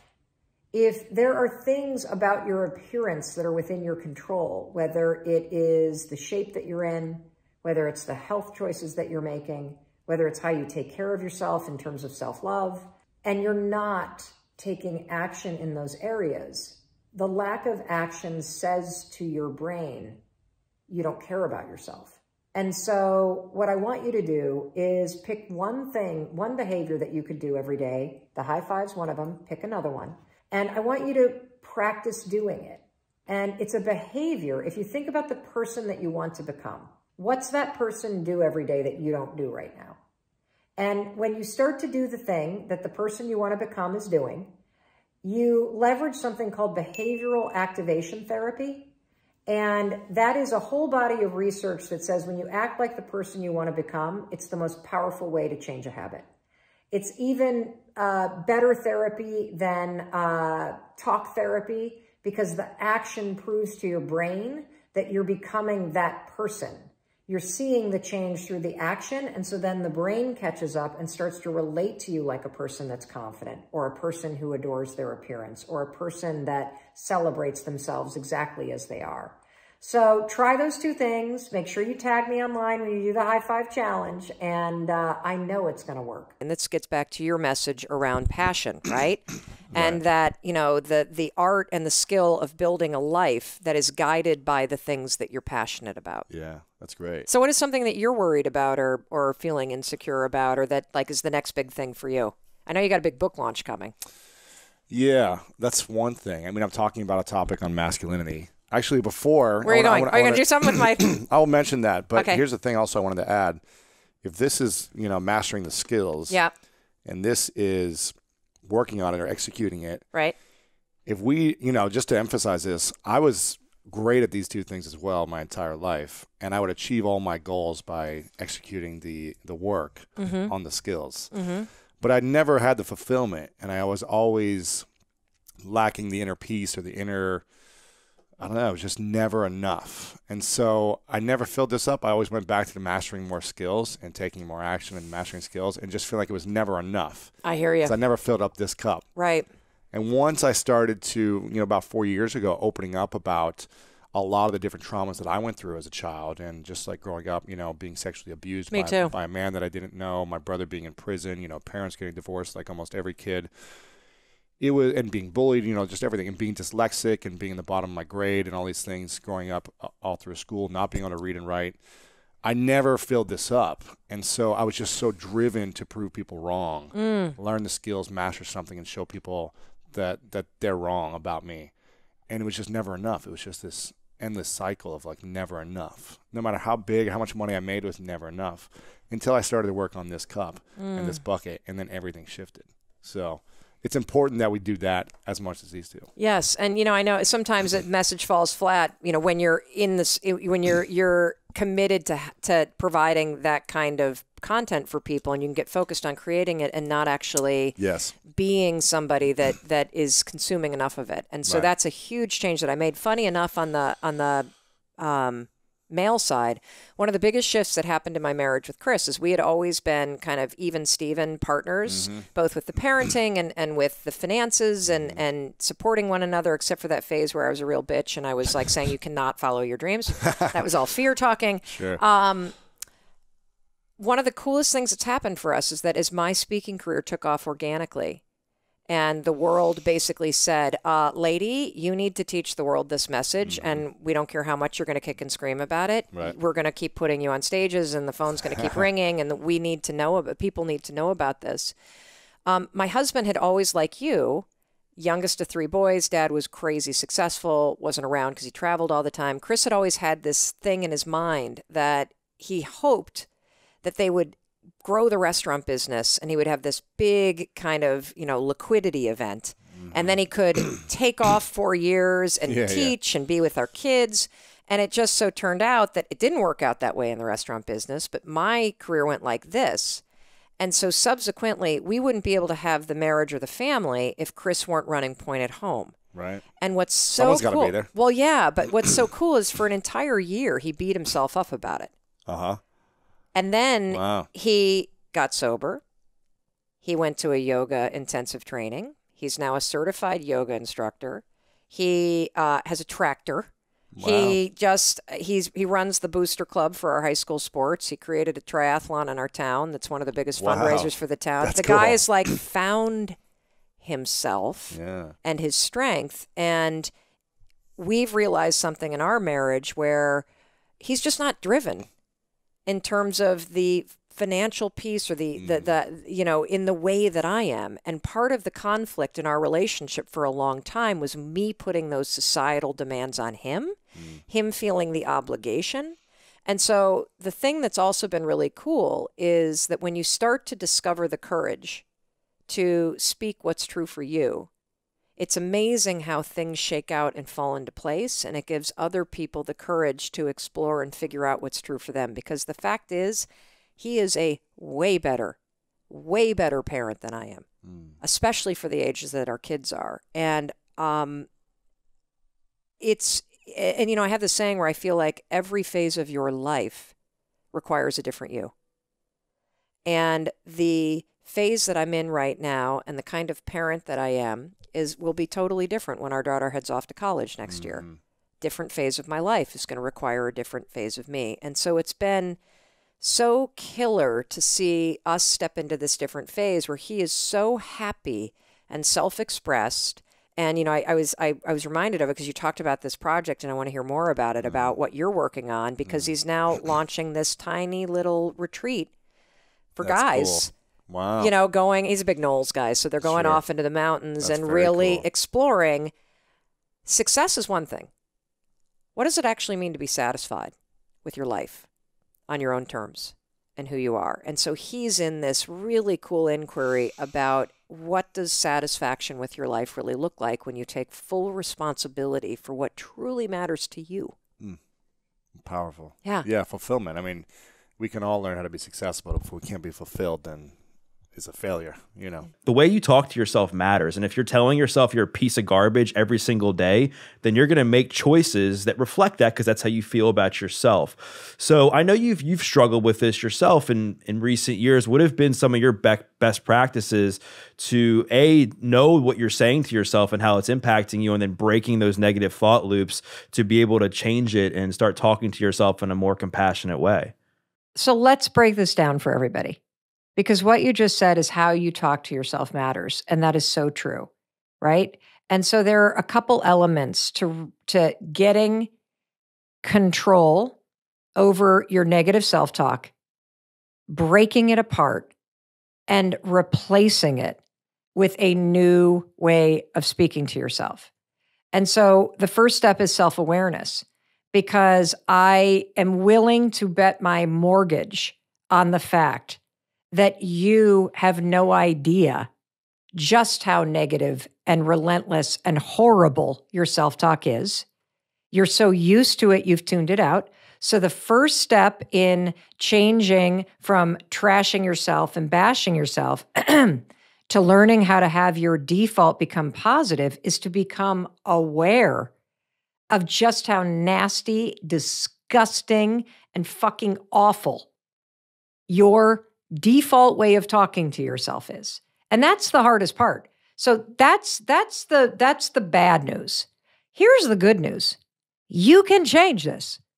Like, yeah, it's not going to happen overnight, but through repetition, in less than 66 days, you can change how you feel about everything by changing how you speak to yourself. And, you know, that's not just some dumb platitude that Doug and I have pulled out of thin air. When researchers study every single skill and every single behavior change that you could take on in the new year or at any moment in your life, the number one behavior change or skill that has the biggest impact on your happiness and your fulfillment is being kinder to yourself. And so if you could become aware of how often you trash yourself, and then we're going to teach you to interrupt it, and then we're going to teach you to replace it with something that is kind, you will see your whole life change. Your whole life change. Right. Absolutely. And I think you brought up a really good thing in that you have to become aware of it, and you have to realize that sometimes, like, the way you talk to yourself, like, believe it or not, it does impact us, and whether we want to admit it or not. I think sometimes people, when they're feeling so down about themselves, they have a hard time admitting that something in their life is going wrong, because they're already feeling so low that the idea of even having something bring them even down lower, like, scares the hell out of them, right?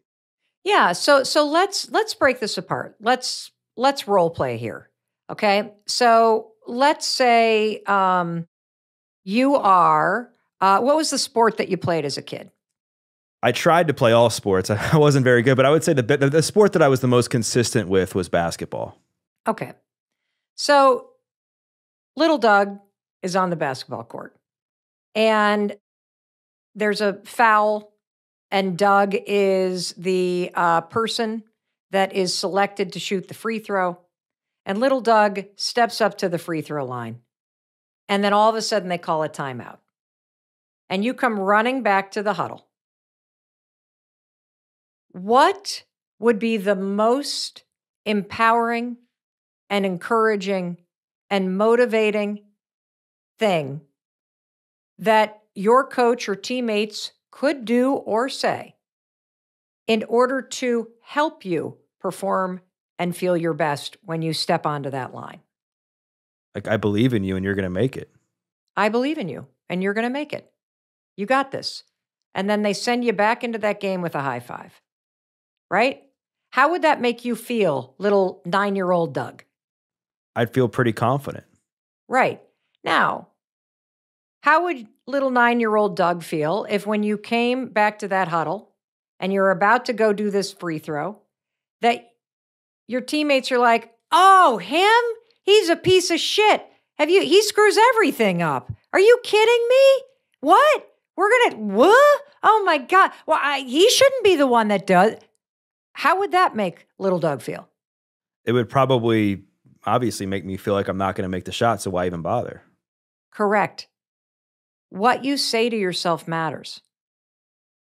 Right. And we understand that from a common sense perspective.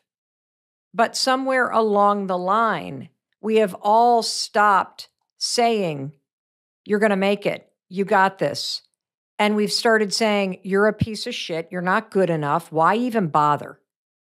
And when you send yourself into a conversation, into a presentation, into even typing up an email, when you start your day by saying, I look terrible, I screwed up again yesterday, I hate my life, that's not going to motivate you to change it.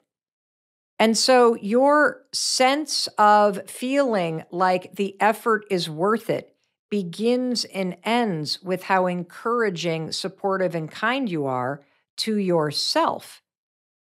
And, we can also take this little role play exercise and go, well, let's say you miss the shot and you come back to the sideline again. What could your coach say, or what would you want your coach to say to help you get your head back in the game and to brush off the mistake that you just made? Like, you did your best, Doug. You'll get him next time. Like, get back in there. And I have a feeling you're going to be a positive contribution to the team. Yeah, that's right. Shake it off. You did Shake your it off. best. You're going to do it next time. This is you win some, you lose some. Let's go. Now I need you to win some, right? I believe in you. I think one of the role plays that we could maybe go into that I think is pretty common with people is that they acknowledge that they maybe have to start talking to themselves better.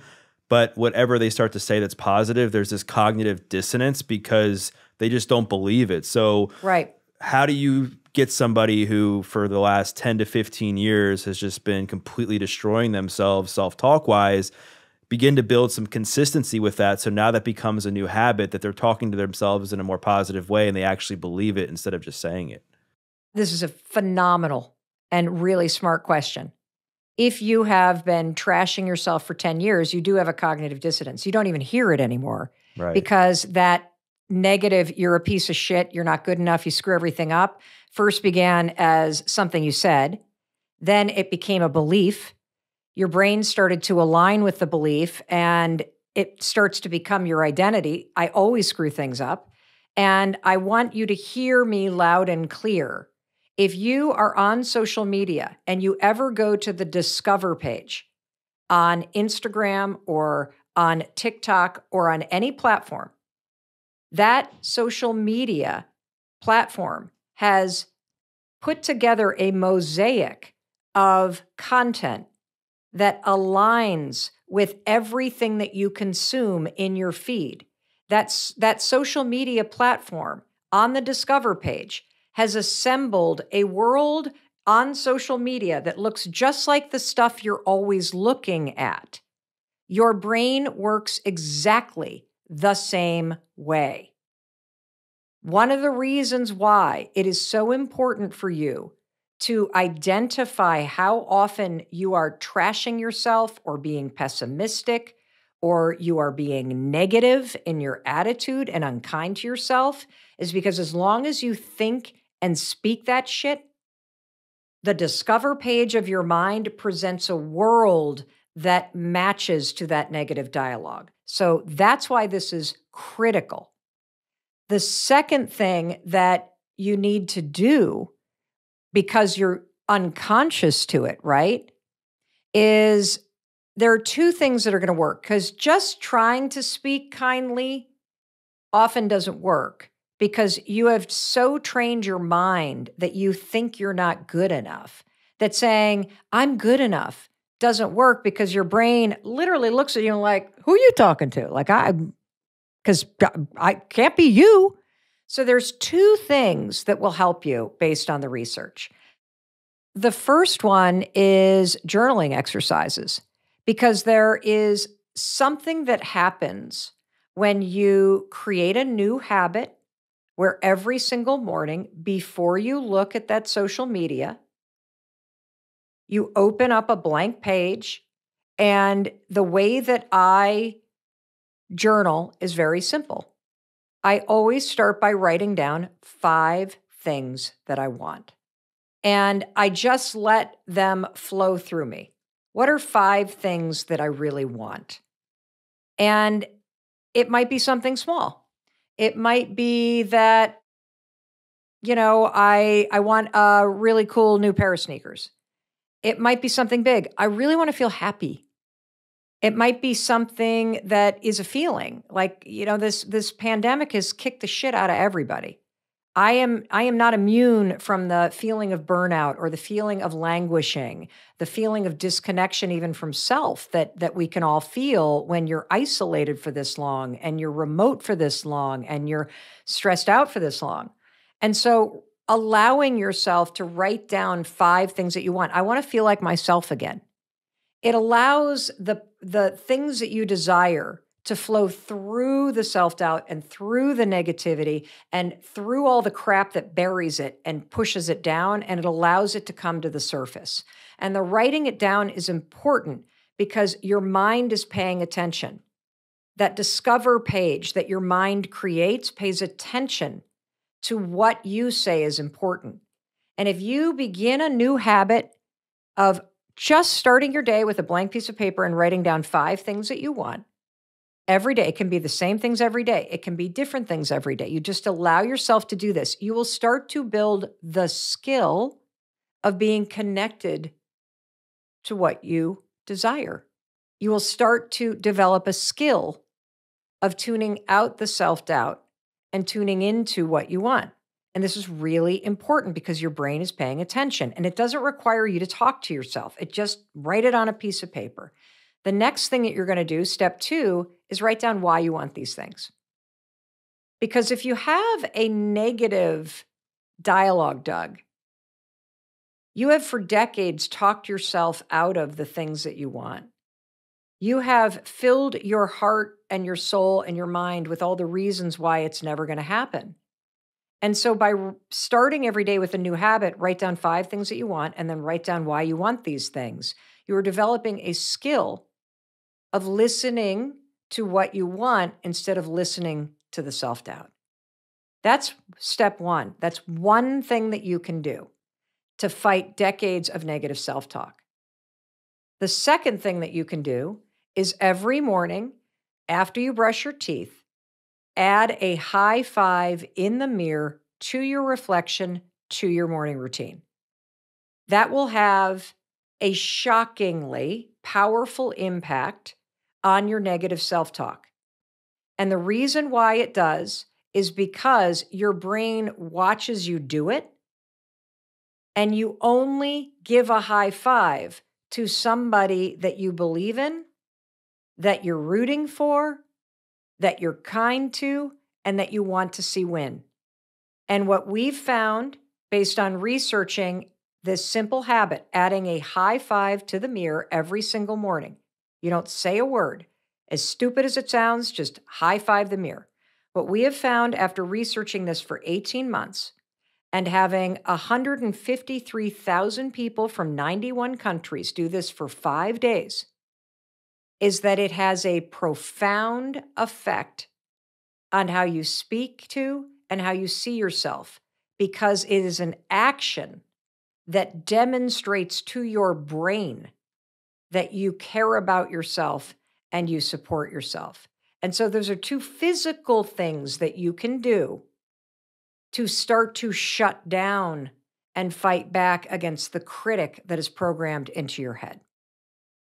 I think it's amazing that you've kind of put together this high five habit, but also you invite people to do deeper work as well. It's not as simple as just saying, hey, give yourself a high five and then your life's going to be fixed. It's like, no, you encourage people to do other things. You're talking about developing some things called like self-awareness, where you're actually becoming aware of like what it is that's bothering you, what it is that you want.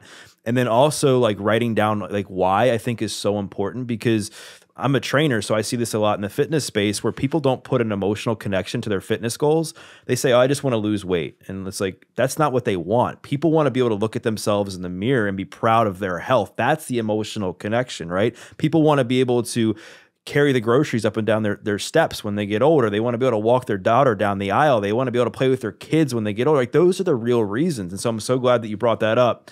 Can I share something? Because I think that's a wildly important point, Doug, and it is completely missed by most of us. And I'm going to tell 2 stories.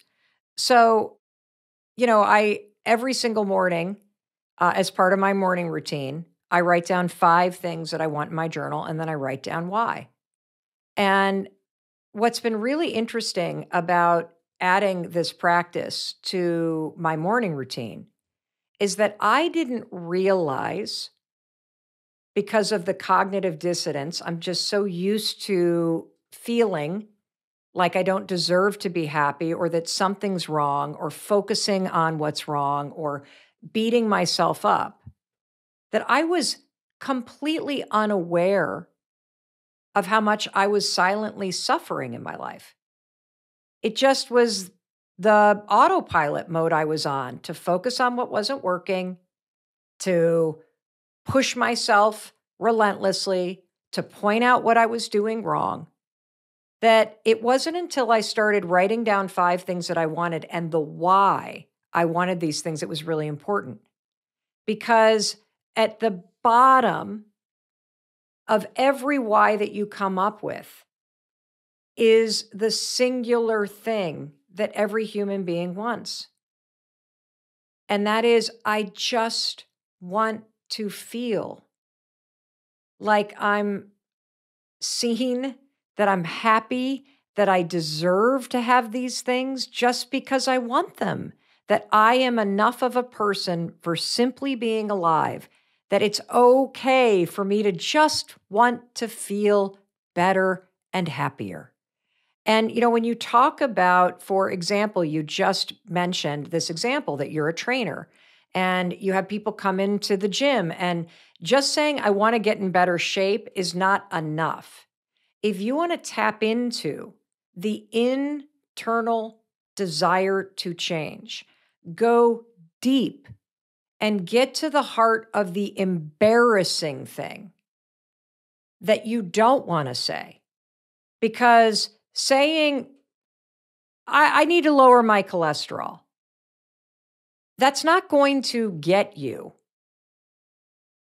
to have the force inside you to push yourself out of bed on a cold morning when it's 7 degrees, like it was in Vermont this morning, and get out of bed and go exercise.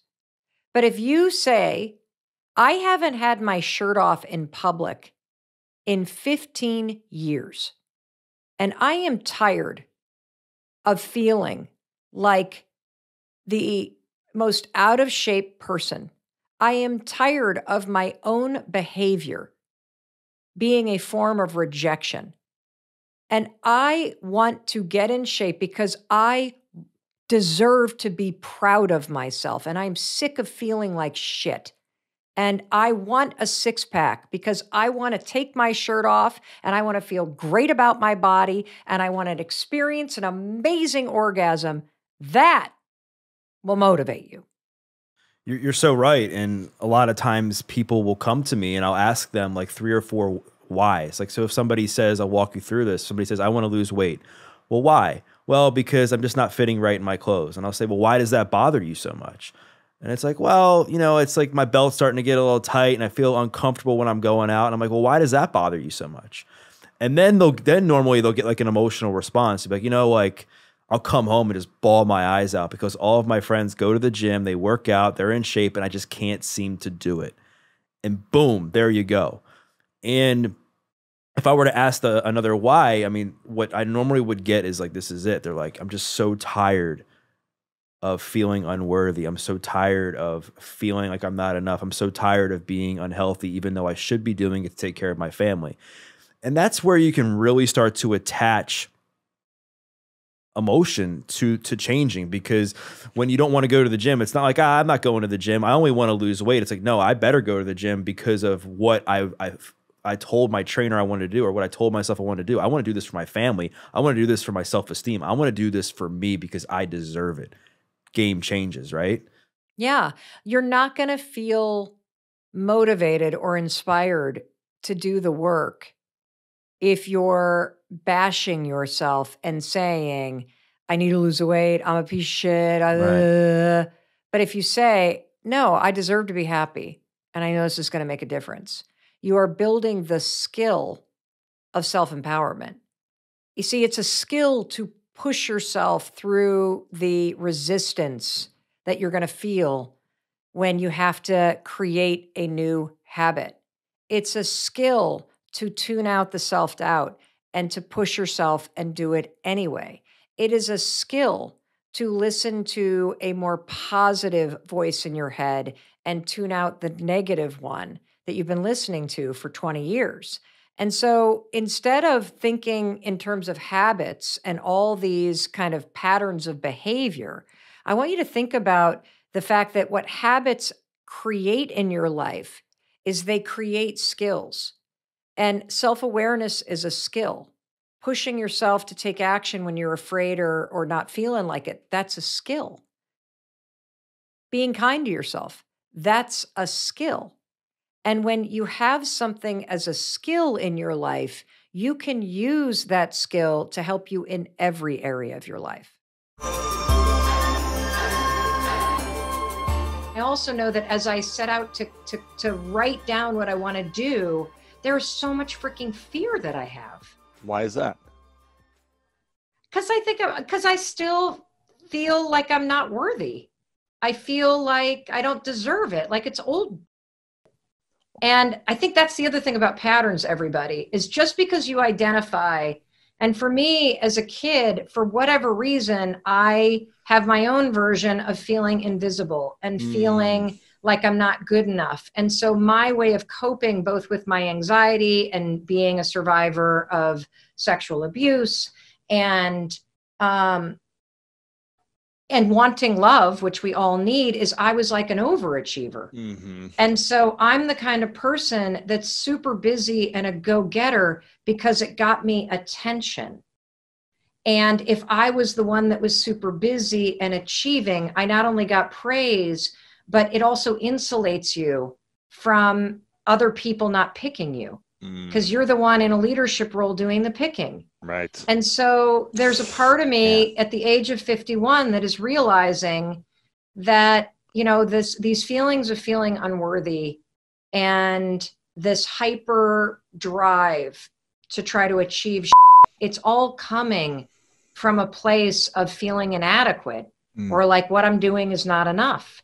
And still, so that's at 50, having the talk show, having a best-selling book, having the Audible originals, having the platform everywhere, having the impact, it still don't feel, being the most booked female speaker in the world, like you still don't feel. It's so stupid.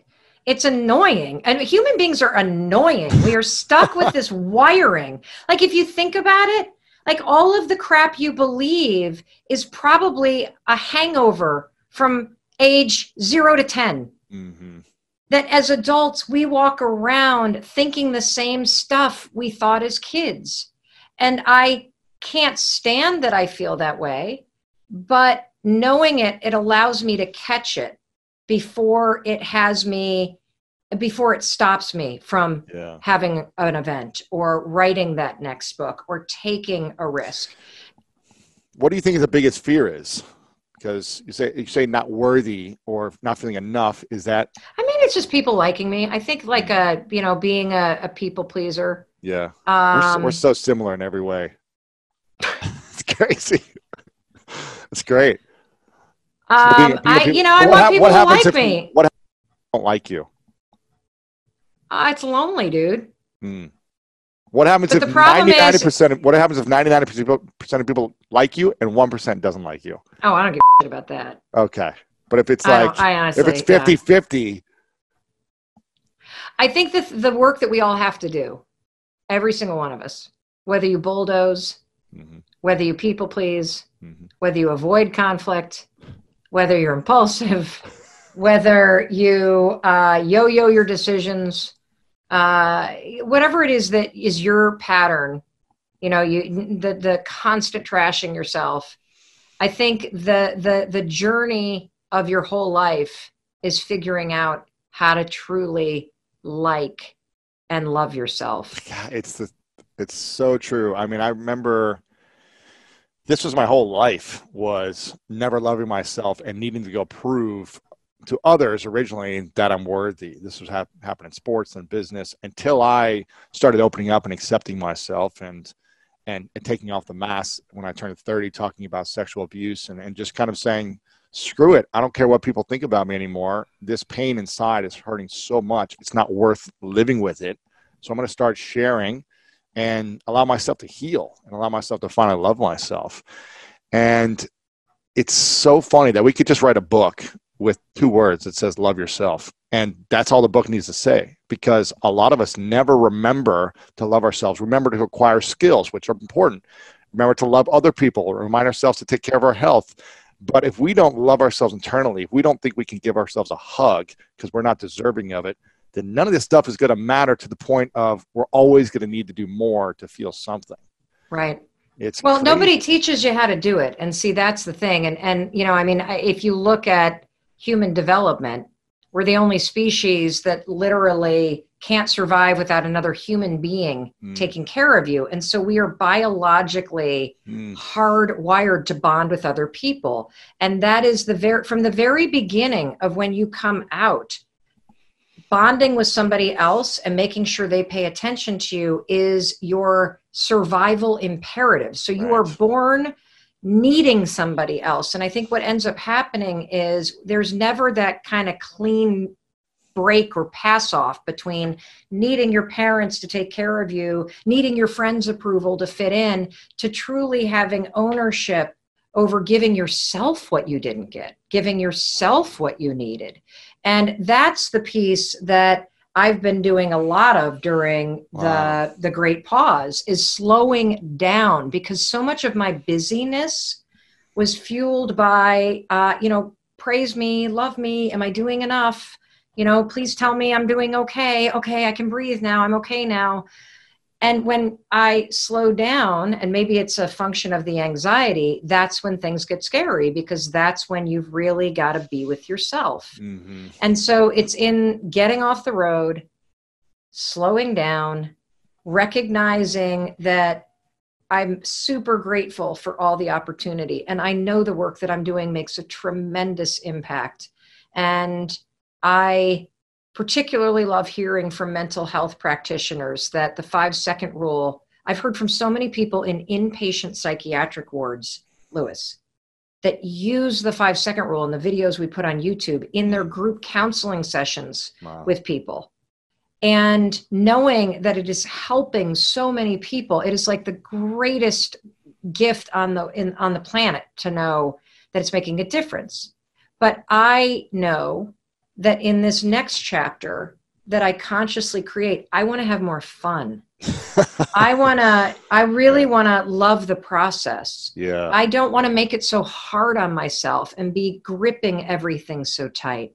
And it's really easy for me to see it in other people because I know what it feels like in here.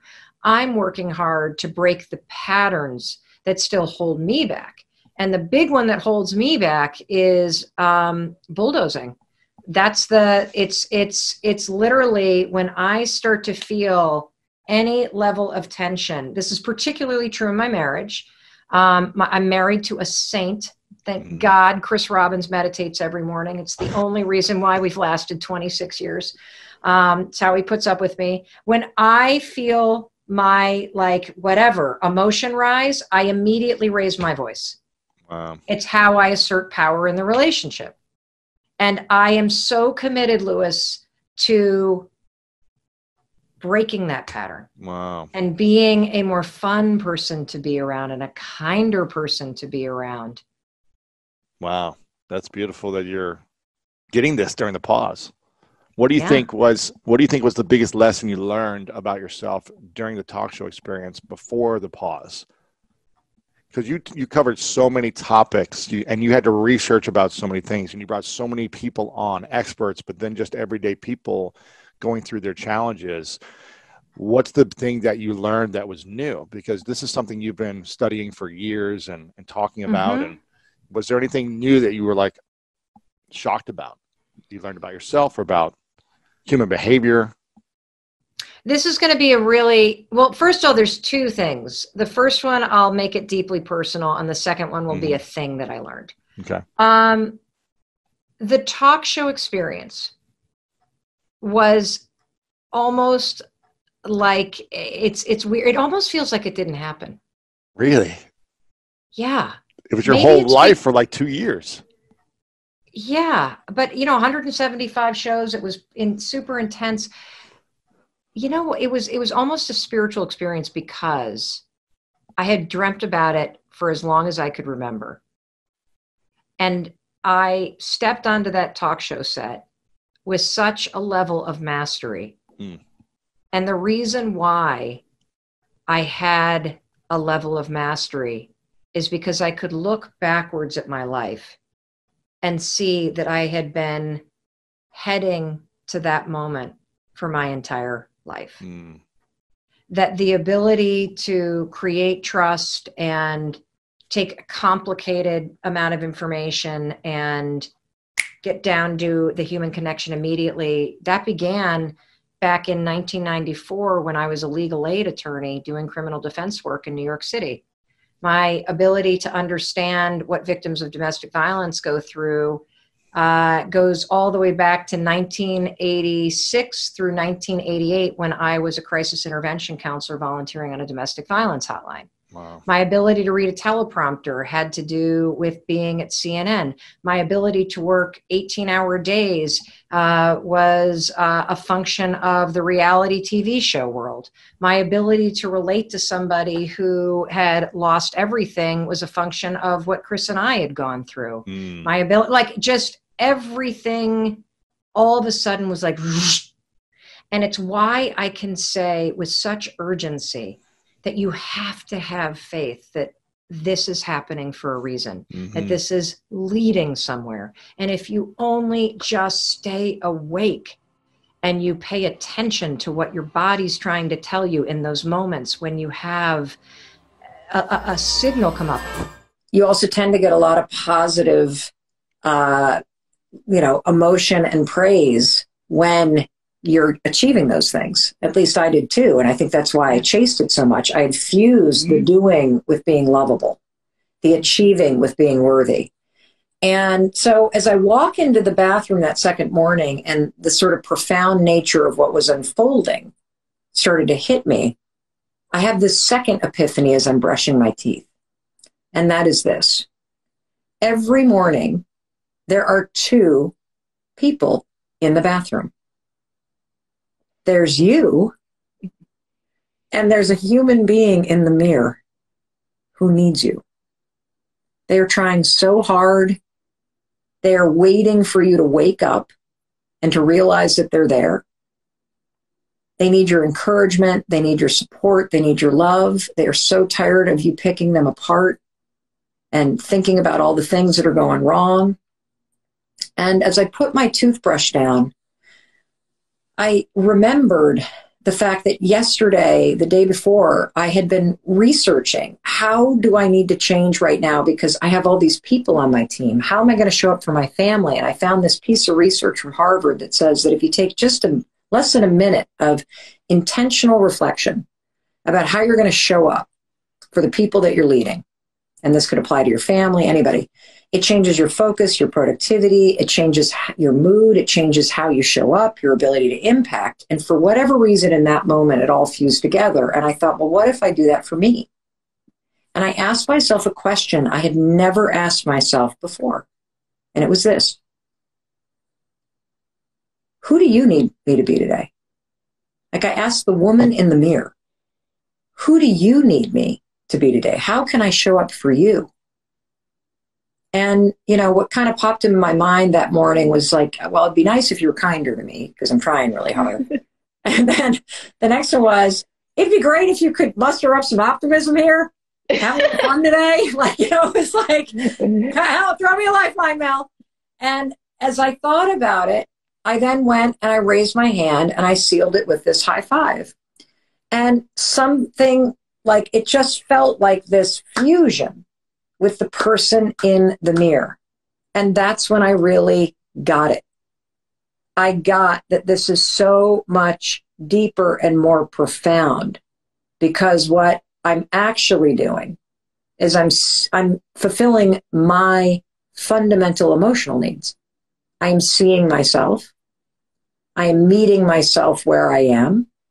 I am affirming my unique need, and I am celebrating myself exactly where I am right now, whether it's challenging, whether it's exhilarating.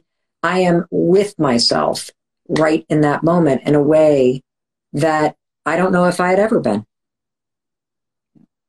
I think it's really, pivotal. And I want to reiterate this because I think it's such a great point of understanding. Back to that onion analogy again, when you said there's two people, right? And I could go as far to say that so many of us have different masks, different selves, right? The core, like we were just talking about, is who we really are. Mm-hmm. Though so many times in our day to day, we are showing up in all of these different ways, playing all of these different roles. And there is an us that we need to, and the journey becomes about connecting back to. So a lot of us are kind of at odds with even ourselves in so many moments because we're so practiced at showing up in all of these other ways that we've lost so much sight of the authentic core within each of us. And what you're also illustrating, I think that's so important, is the practice of that reconnection, right? And many of us start by not knowing, not seeing ourselves, not knowing what there is even to see or to self-express. For me, I share this story often.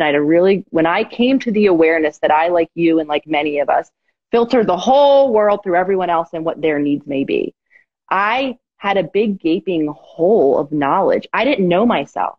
I didn't really know that person in the mirror. I did know that we do, I believe, as humans universally, I don't care where you're signing onto this live right now around the globe, we have at our core the desire to be seen, to be heard, to be just in full self-expression, and for that to be enough. Yet I didn't know who that person was. So I share this because I do want to speak to the people who, as we begin to look in the mirror, and for a lot of us, it might just be a concept. Okay, there's an authentic self in there where I don't know where that person is. I don't know what that person needs yet. And that's when we begin the journey to explore. Because I, like many of us, didn't know at first, was profoundly uncomfortable with even beginning to ask those questions. What do I need right now? Can I just be enough in this moment? And it is the question that sets us off into the journey. And I share that because I know a lot of us, we want to know the answers, or we think we should, and then we shame ourselves out of even taking the journey into exploring those. But for me, I'll share, that's how my journey began. Not knowing at all, with incredible discomfort, even around stopping to even ask myself those questions. And of course, like you said, it does not happen overnight. I say there's no light switch here. Oh, I heal now.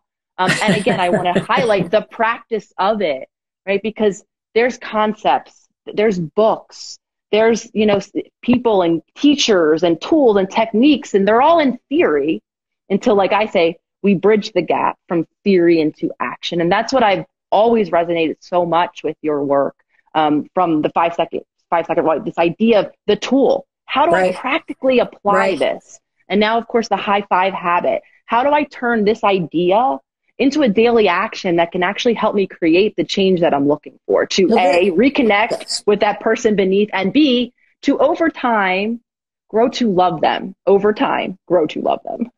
I struggled with anxiety for 30 years. I took Zoloft for 2.5 decades, and it was a life changer. But it wasn't until I understood my nervous system's role in this and the default beat down negative critic and how that keeps your anxiety alive and how you can use high five habits to regulate your nervous system, which is critical because remember, when your nervous system is on edge and when your nervous system is what psychologists call dysregulated, or you have a trauma response programmed into your nervous system, and let's be honest, every single one of us has experienced trauma on some level. Yeah. And after these last 18 months, everybody's nervous system is at a on edge setting. Yeah. Are we masks? Are we not masks? Are we in quarantine? Are we not? Are the kids going back to school? Are they not going back to school? Are we getting on planes? Are we not getting on planes? Am I allowed to leave the country? Can I not? Like you're constantly in this state of uncertainty. So I want you to take a second habit that is going to help tremendously with anxiety. It also helps with focus, and I'll explain how in a minute. So I call this habit, and we write about it and explain the science behind it in this book, The High Five Habit. It's called high-fiving your heart. And here's how you're going to do it. So high-fiving your heart is a way to take advantage of your vagus nerve. And your vagus nerve, as you know, you talk about this, runs from your seat all the way to the top of your head. It goes through every major organ. It goes through your vocal cords. Your vagus nerve is literally a treasure that you need to discover.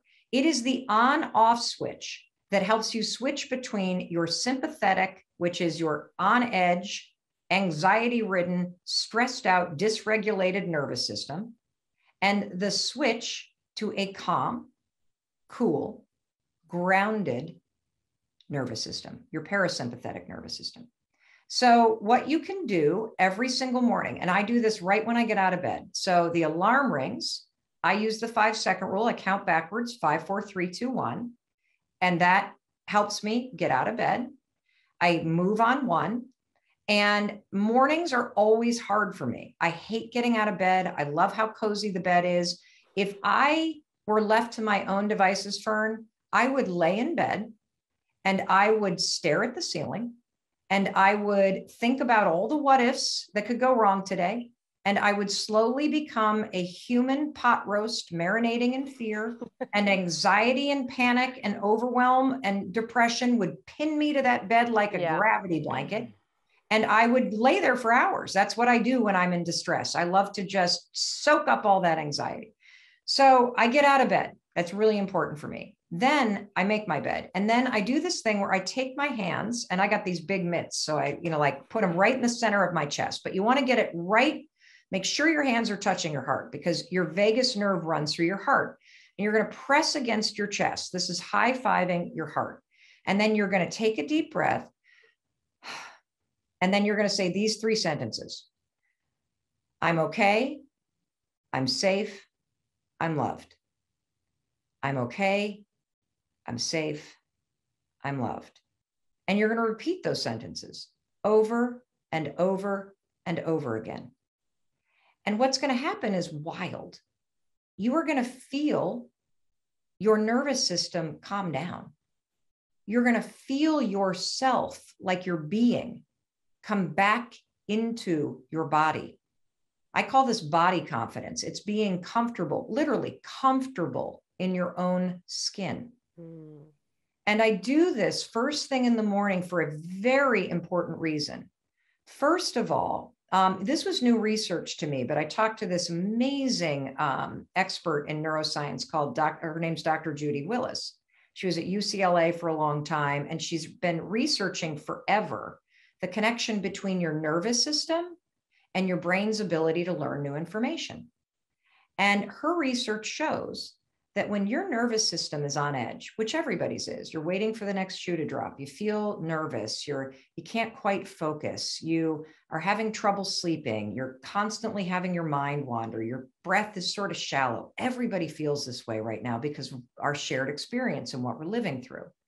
When your nervous system is in that state, it is impossible for the prefrontal cortex, the part of the brain that you use when you're learning new behavior or when you're really focusing on something, it's impossible for it to engage. And, I can explain this. Like if somebody were to come running into your room right now and scream, the house is on fire, the house is on fire. First of all, your nervous system would go into a state of being on edge, and it would go into alarm mode to alert you. But you wouldn't be able to do a math problem in that moment because your nervous system is taken over.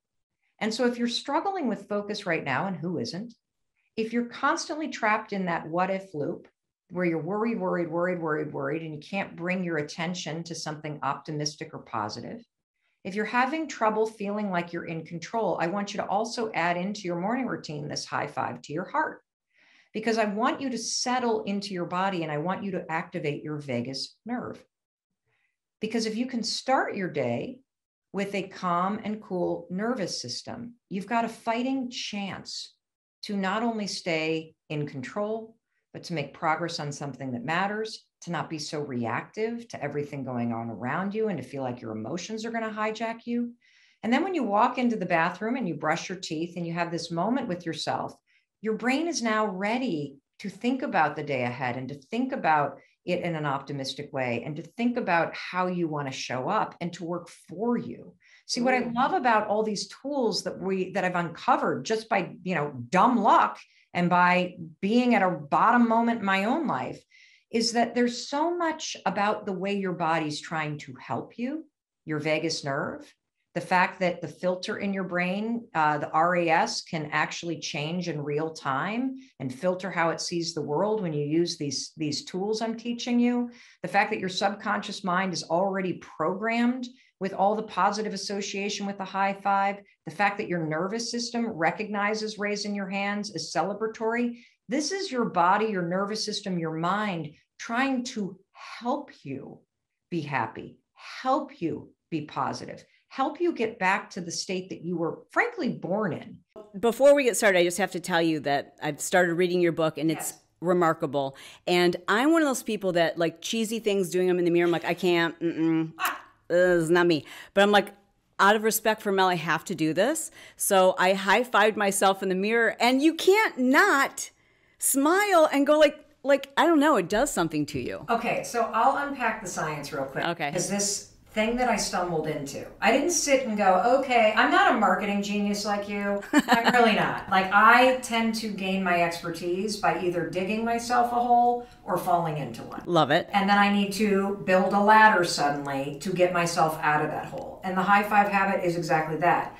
I did not say, okay, I published the 5-second rule almost 5 years ago. I need a new book. It's got to have a 5 in it. Like, that's not what happened. I hit a moment in my life recently, just April of 2020, where I felt like life was punching me in the face. And I know so many women in particular can relate to this. You're last on your list. You're completely overwhelmed. You are stressed out. You're defeated. You have no idea how you're going to get out of bed and face yet another day where it's all up to you. Right. And the high five habit happened at a moment where that's how I felt. At the age of 51, I had lost my talk show, which means I was fired from my dream job. I had a book publisher cancel the contract for a book, not this one, a book that I had failed to write, so they should have canceled the contract. I was a year late, let's be honest, okay? But, I mean, that was another, and then they wanted the money back that they had advanced me. There were no PPP loans yet, so I had no idea how I was going to make payroll as speech after speech after So this is April 2020, so I'm putting in perspective now. Okay. And this is not a pandemic book. Wow. But what happened in my business is I'm like, are you kidding me? I have worked this hard for 10 years and I have to reinvent myself at 51 again? I am so over this personal development crap. I'm so tired of working on myself. Yeah. Like, that's how I felt. Yeah. And then I know we're going to talk a lot about anxiety. My kids were in full-on breakdown because college had imploded. So your kids are 16, 21, 22. Correct. So at the time, we had a junior in college studying abroad and a freshman in college. So the child that was abroad had to come home. Yep. They shutting down the borders, got to get on a plane. The one that was hitting the spring of her freshman year, pack up your dorm, get on a plane, fly home. So there was a tsunami. So everybody moved back home. You've just had the carpet ripped out from underneath you. Nobody knows what's going on. So there's an incredible amount of uncertainty, which... Plus we're worried. We're worried about our parents. We're worried about frontline workers. We're worried about the state of the world. We're worried about how we're going to get through this. We're going slowly crazy. every single day, as you're wearing, I personally was wearing pajamas every day, Mm-hmm. and I'm starting to have the Bloody Mary at 10 o'clock in the morning, so I wouldn't stab at my kids all day. Like, right. It was just a blur. Yeah. And were there wonderful things that came out of quarantine? Of course. But at this particular moment, I fell into a hole. And so the high five habit was not something I meant to do.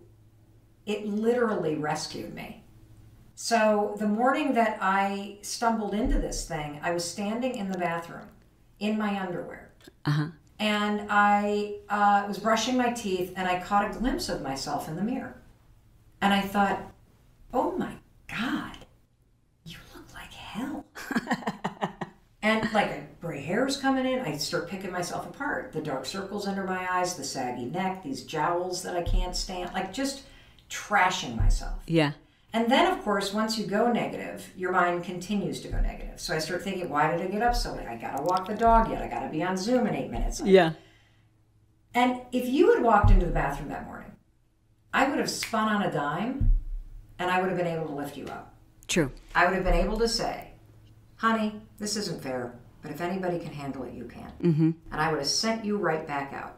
But for me, like I get emotional thinking about it. I can feel myself getting hot because maybe it's all the lights in here. Mm-hmm. Maybe it's the hot flash I might be having. But honestly, even if I had given myself a pep talk, I wouldn't have believed it. Because I didn't feel it. Mm-hmm. But for whatever reason, standing there in my bathroom, in my underwear, as cheesy as it sounds, because I, like you, have never looked in the mirror and given myself a pep talk. Okay. I literally raise my hand and I give the woman in the mirror a high five because she needed it. Mm. And now here's Did you say something at that moment, or you just... Look, lightning didn't strike. It's not like heaven opened up and the angels were like, oh. Yeah, yeah. That wasn't the moment. Yeah, yeah. Like what actually happened is I felt my shoulders drop and I didn't say anything, but I kind of felt this attitude switch like, all right, come on, pull yourself together. Mm-hmm. Stop whining. Yeah. Get out. Like I kind of like a tough coach would do. Okay. It was the second morning that everything changed. Because I get out of bed, 5, 4, 3, 2, 1. I make my bed, so I don't crawl into it.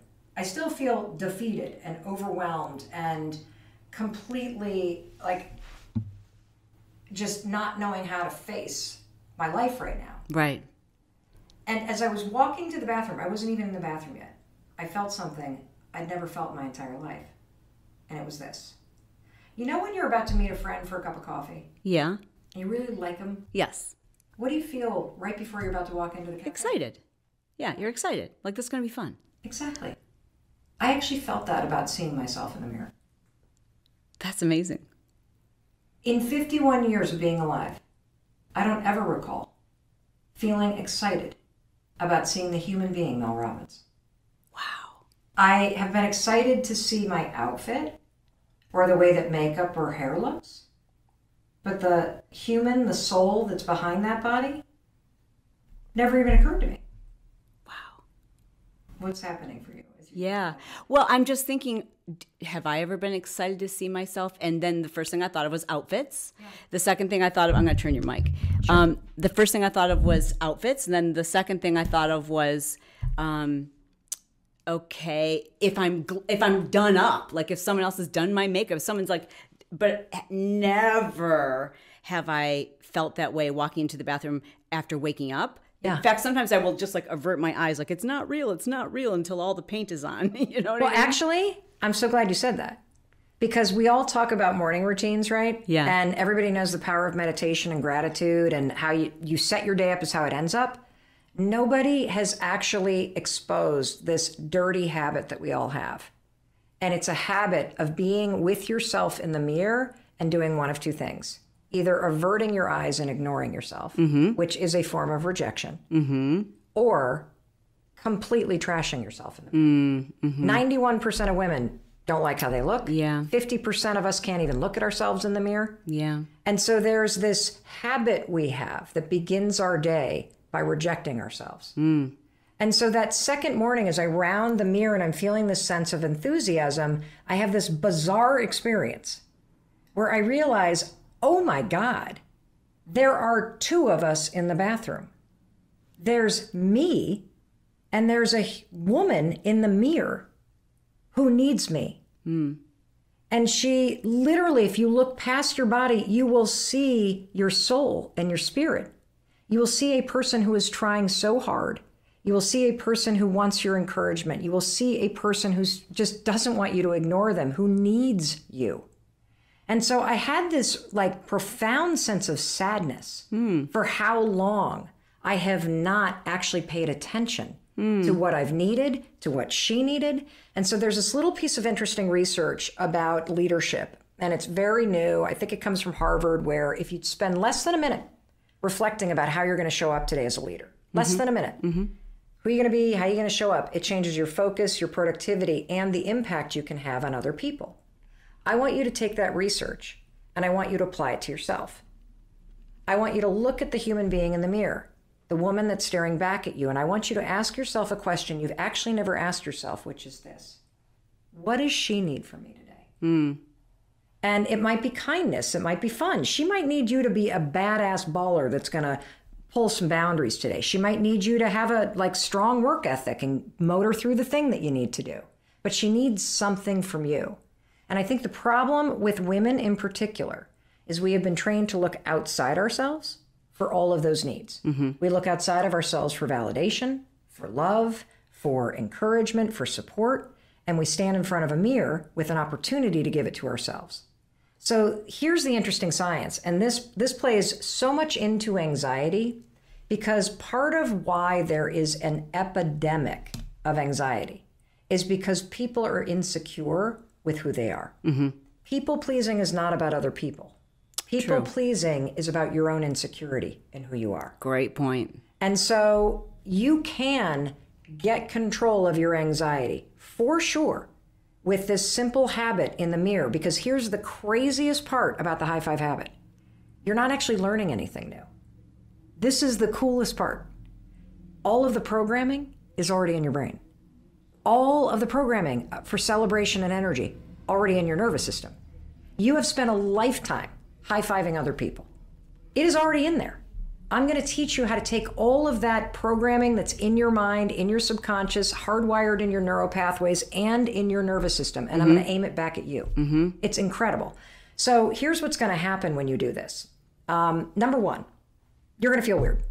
I didn't feel weird when I did it. I felt weird before I did. Like, am I really going to do this? This is super not me, cheesy, but okay, I'm going to do it. Yes. Okay, exactly. And that resistance is really important to talk about because everybody has it. Yeah. Everybody stands in front of the mirror and like, seriously, Mel Robbins? Oh, God, this is the dumbest thing I've ever heard. And so I want you to expect it. And there's a couple things around it. Number one, right now you have the opposite habit. So if you have a habit of picking yourself apart or ignoring yourself, actually looking at yourself and raising your hand to high five yourself is the opposite of what you do. Yes. So the reason why you reject it and it feels kind of weird is, you know, I'm a right-hander. So I don't even think when I use my right hand. Yeah. If I were to lose this hand in an accident today and have to start writing with this, it's the opposite. Right. It's weird, but I could do it. And it would become easier and easier the more I do it. So understand that the weirdness is the fact that it's just something that's new. That's it. That's all that it means. Yeah. Push through it, because then what is going to happen is exactly what you experienced. And the reason why the critic and the judgment silences has to do with neuroscience. This is so freaking cool. It's unbelievable.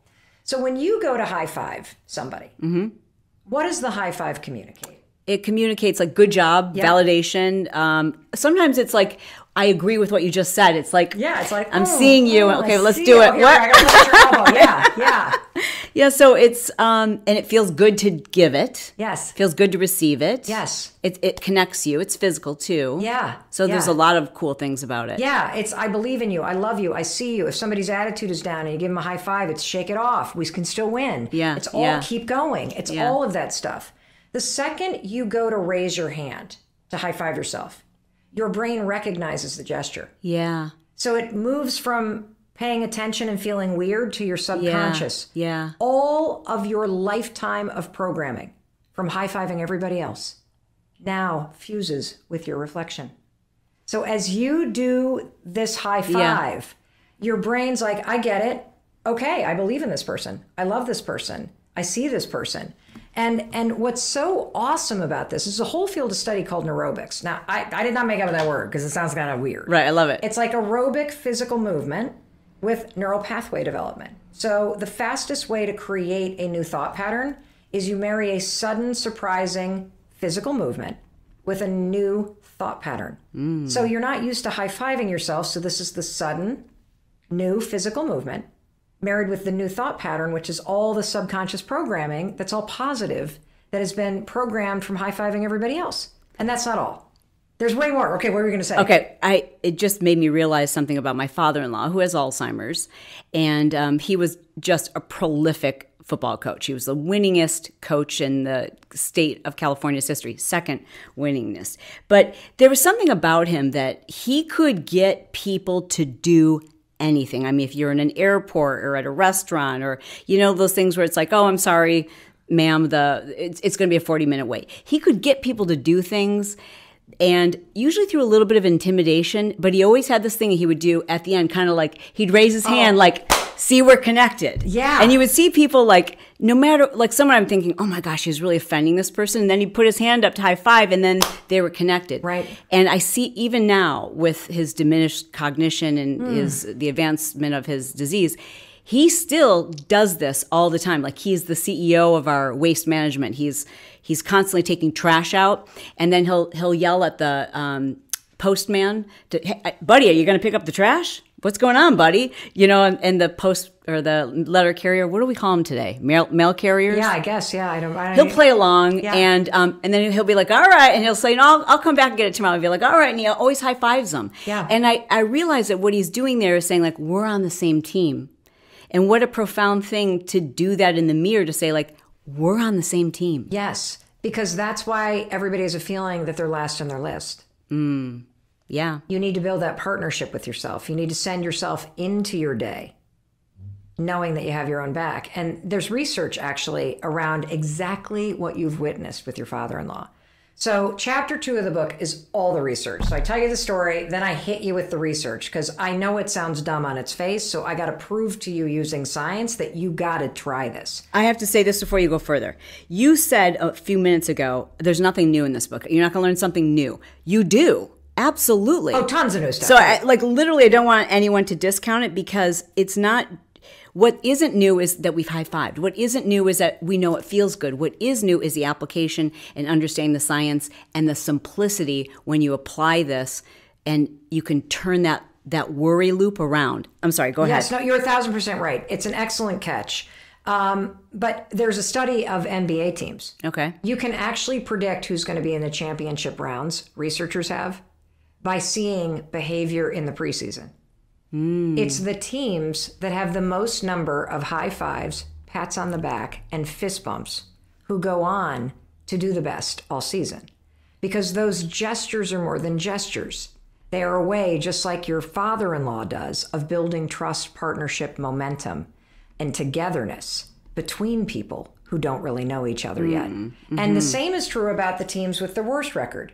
They have the least number of high fives and pats on the back and fist bumps, because they're not building partnership with one another. Everybody's in it for themselves.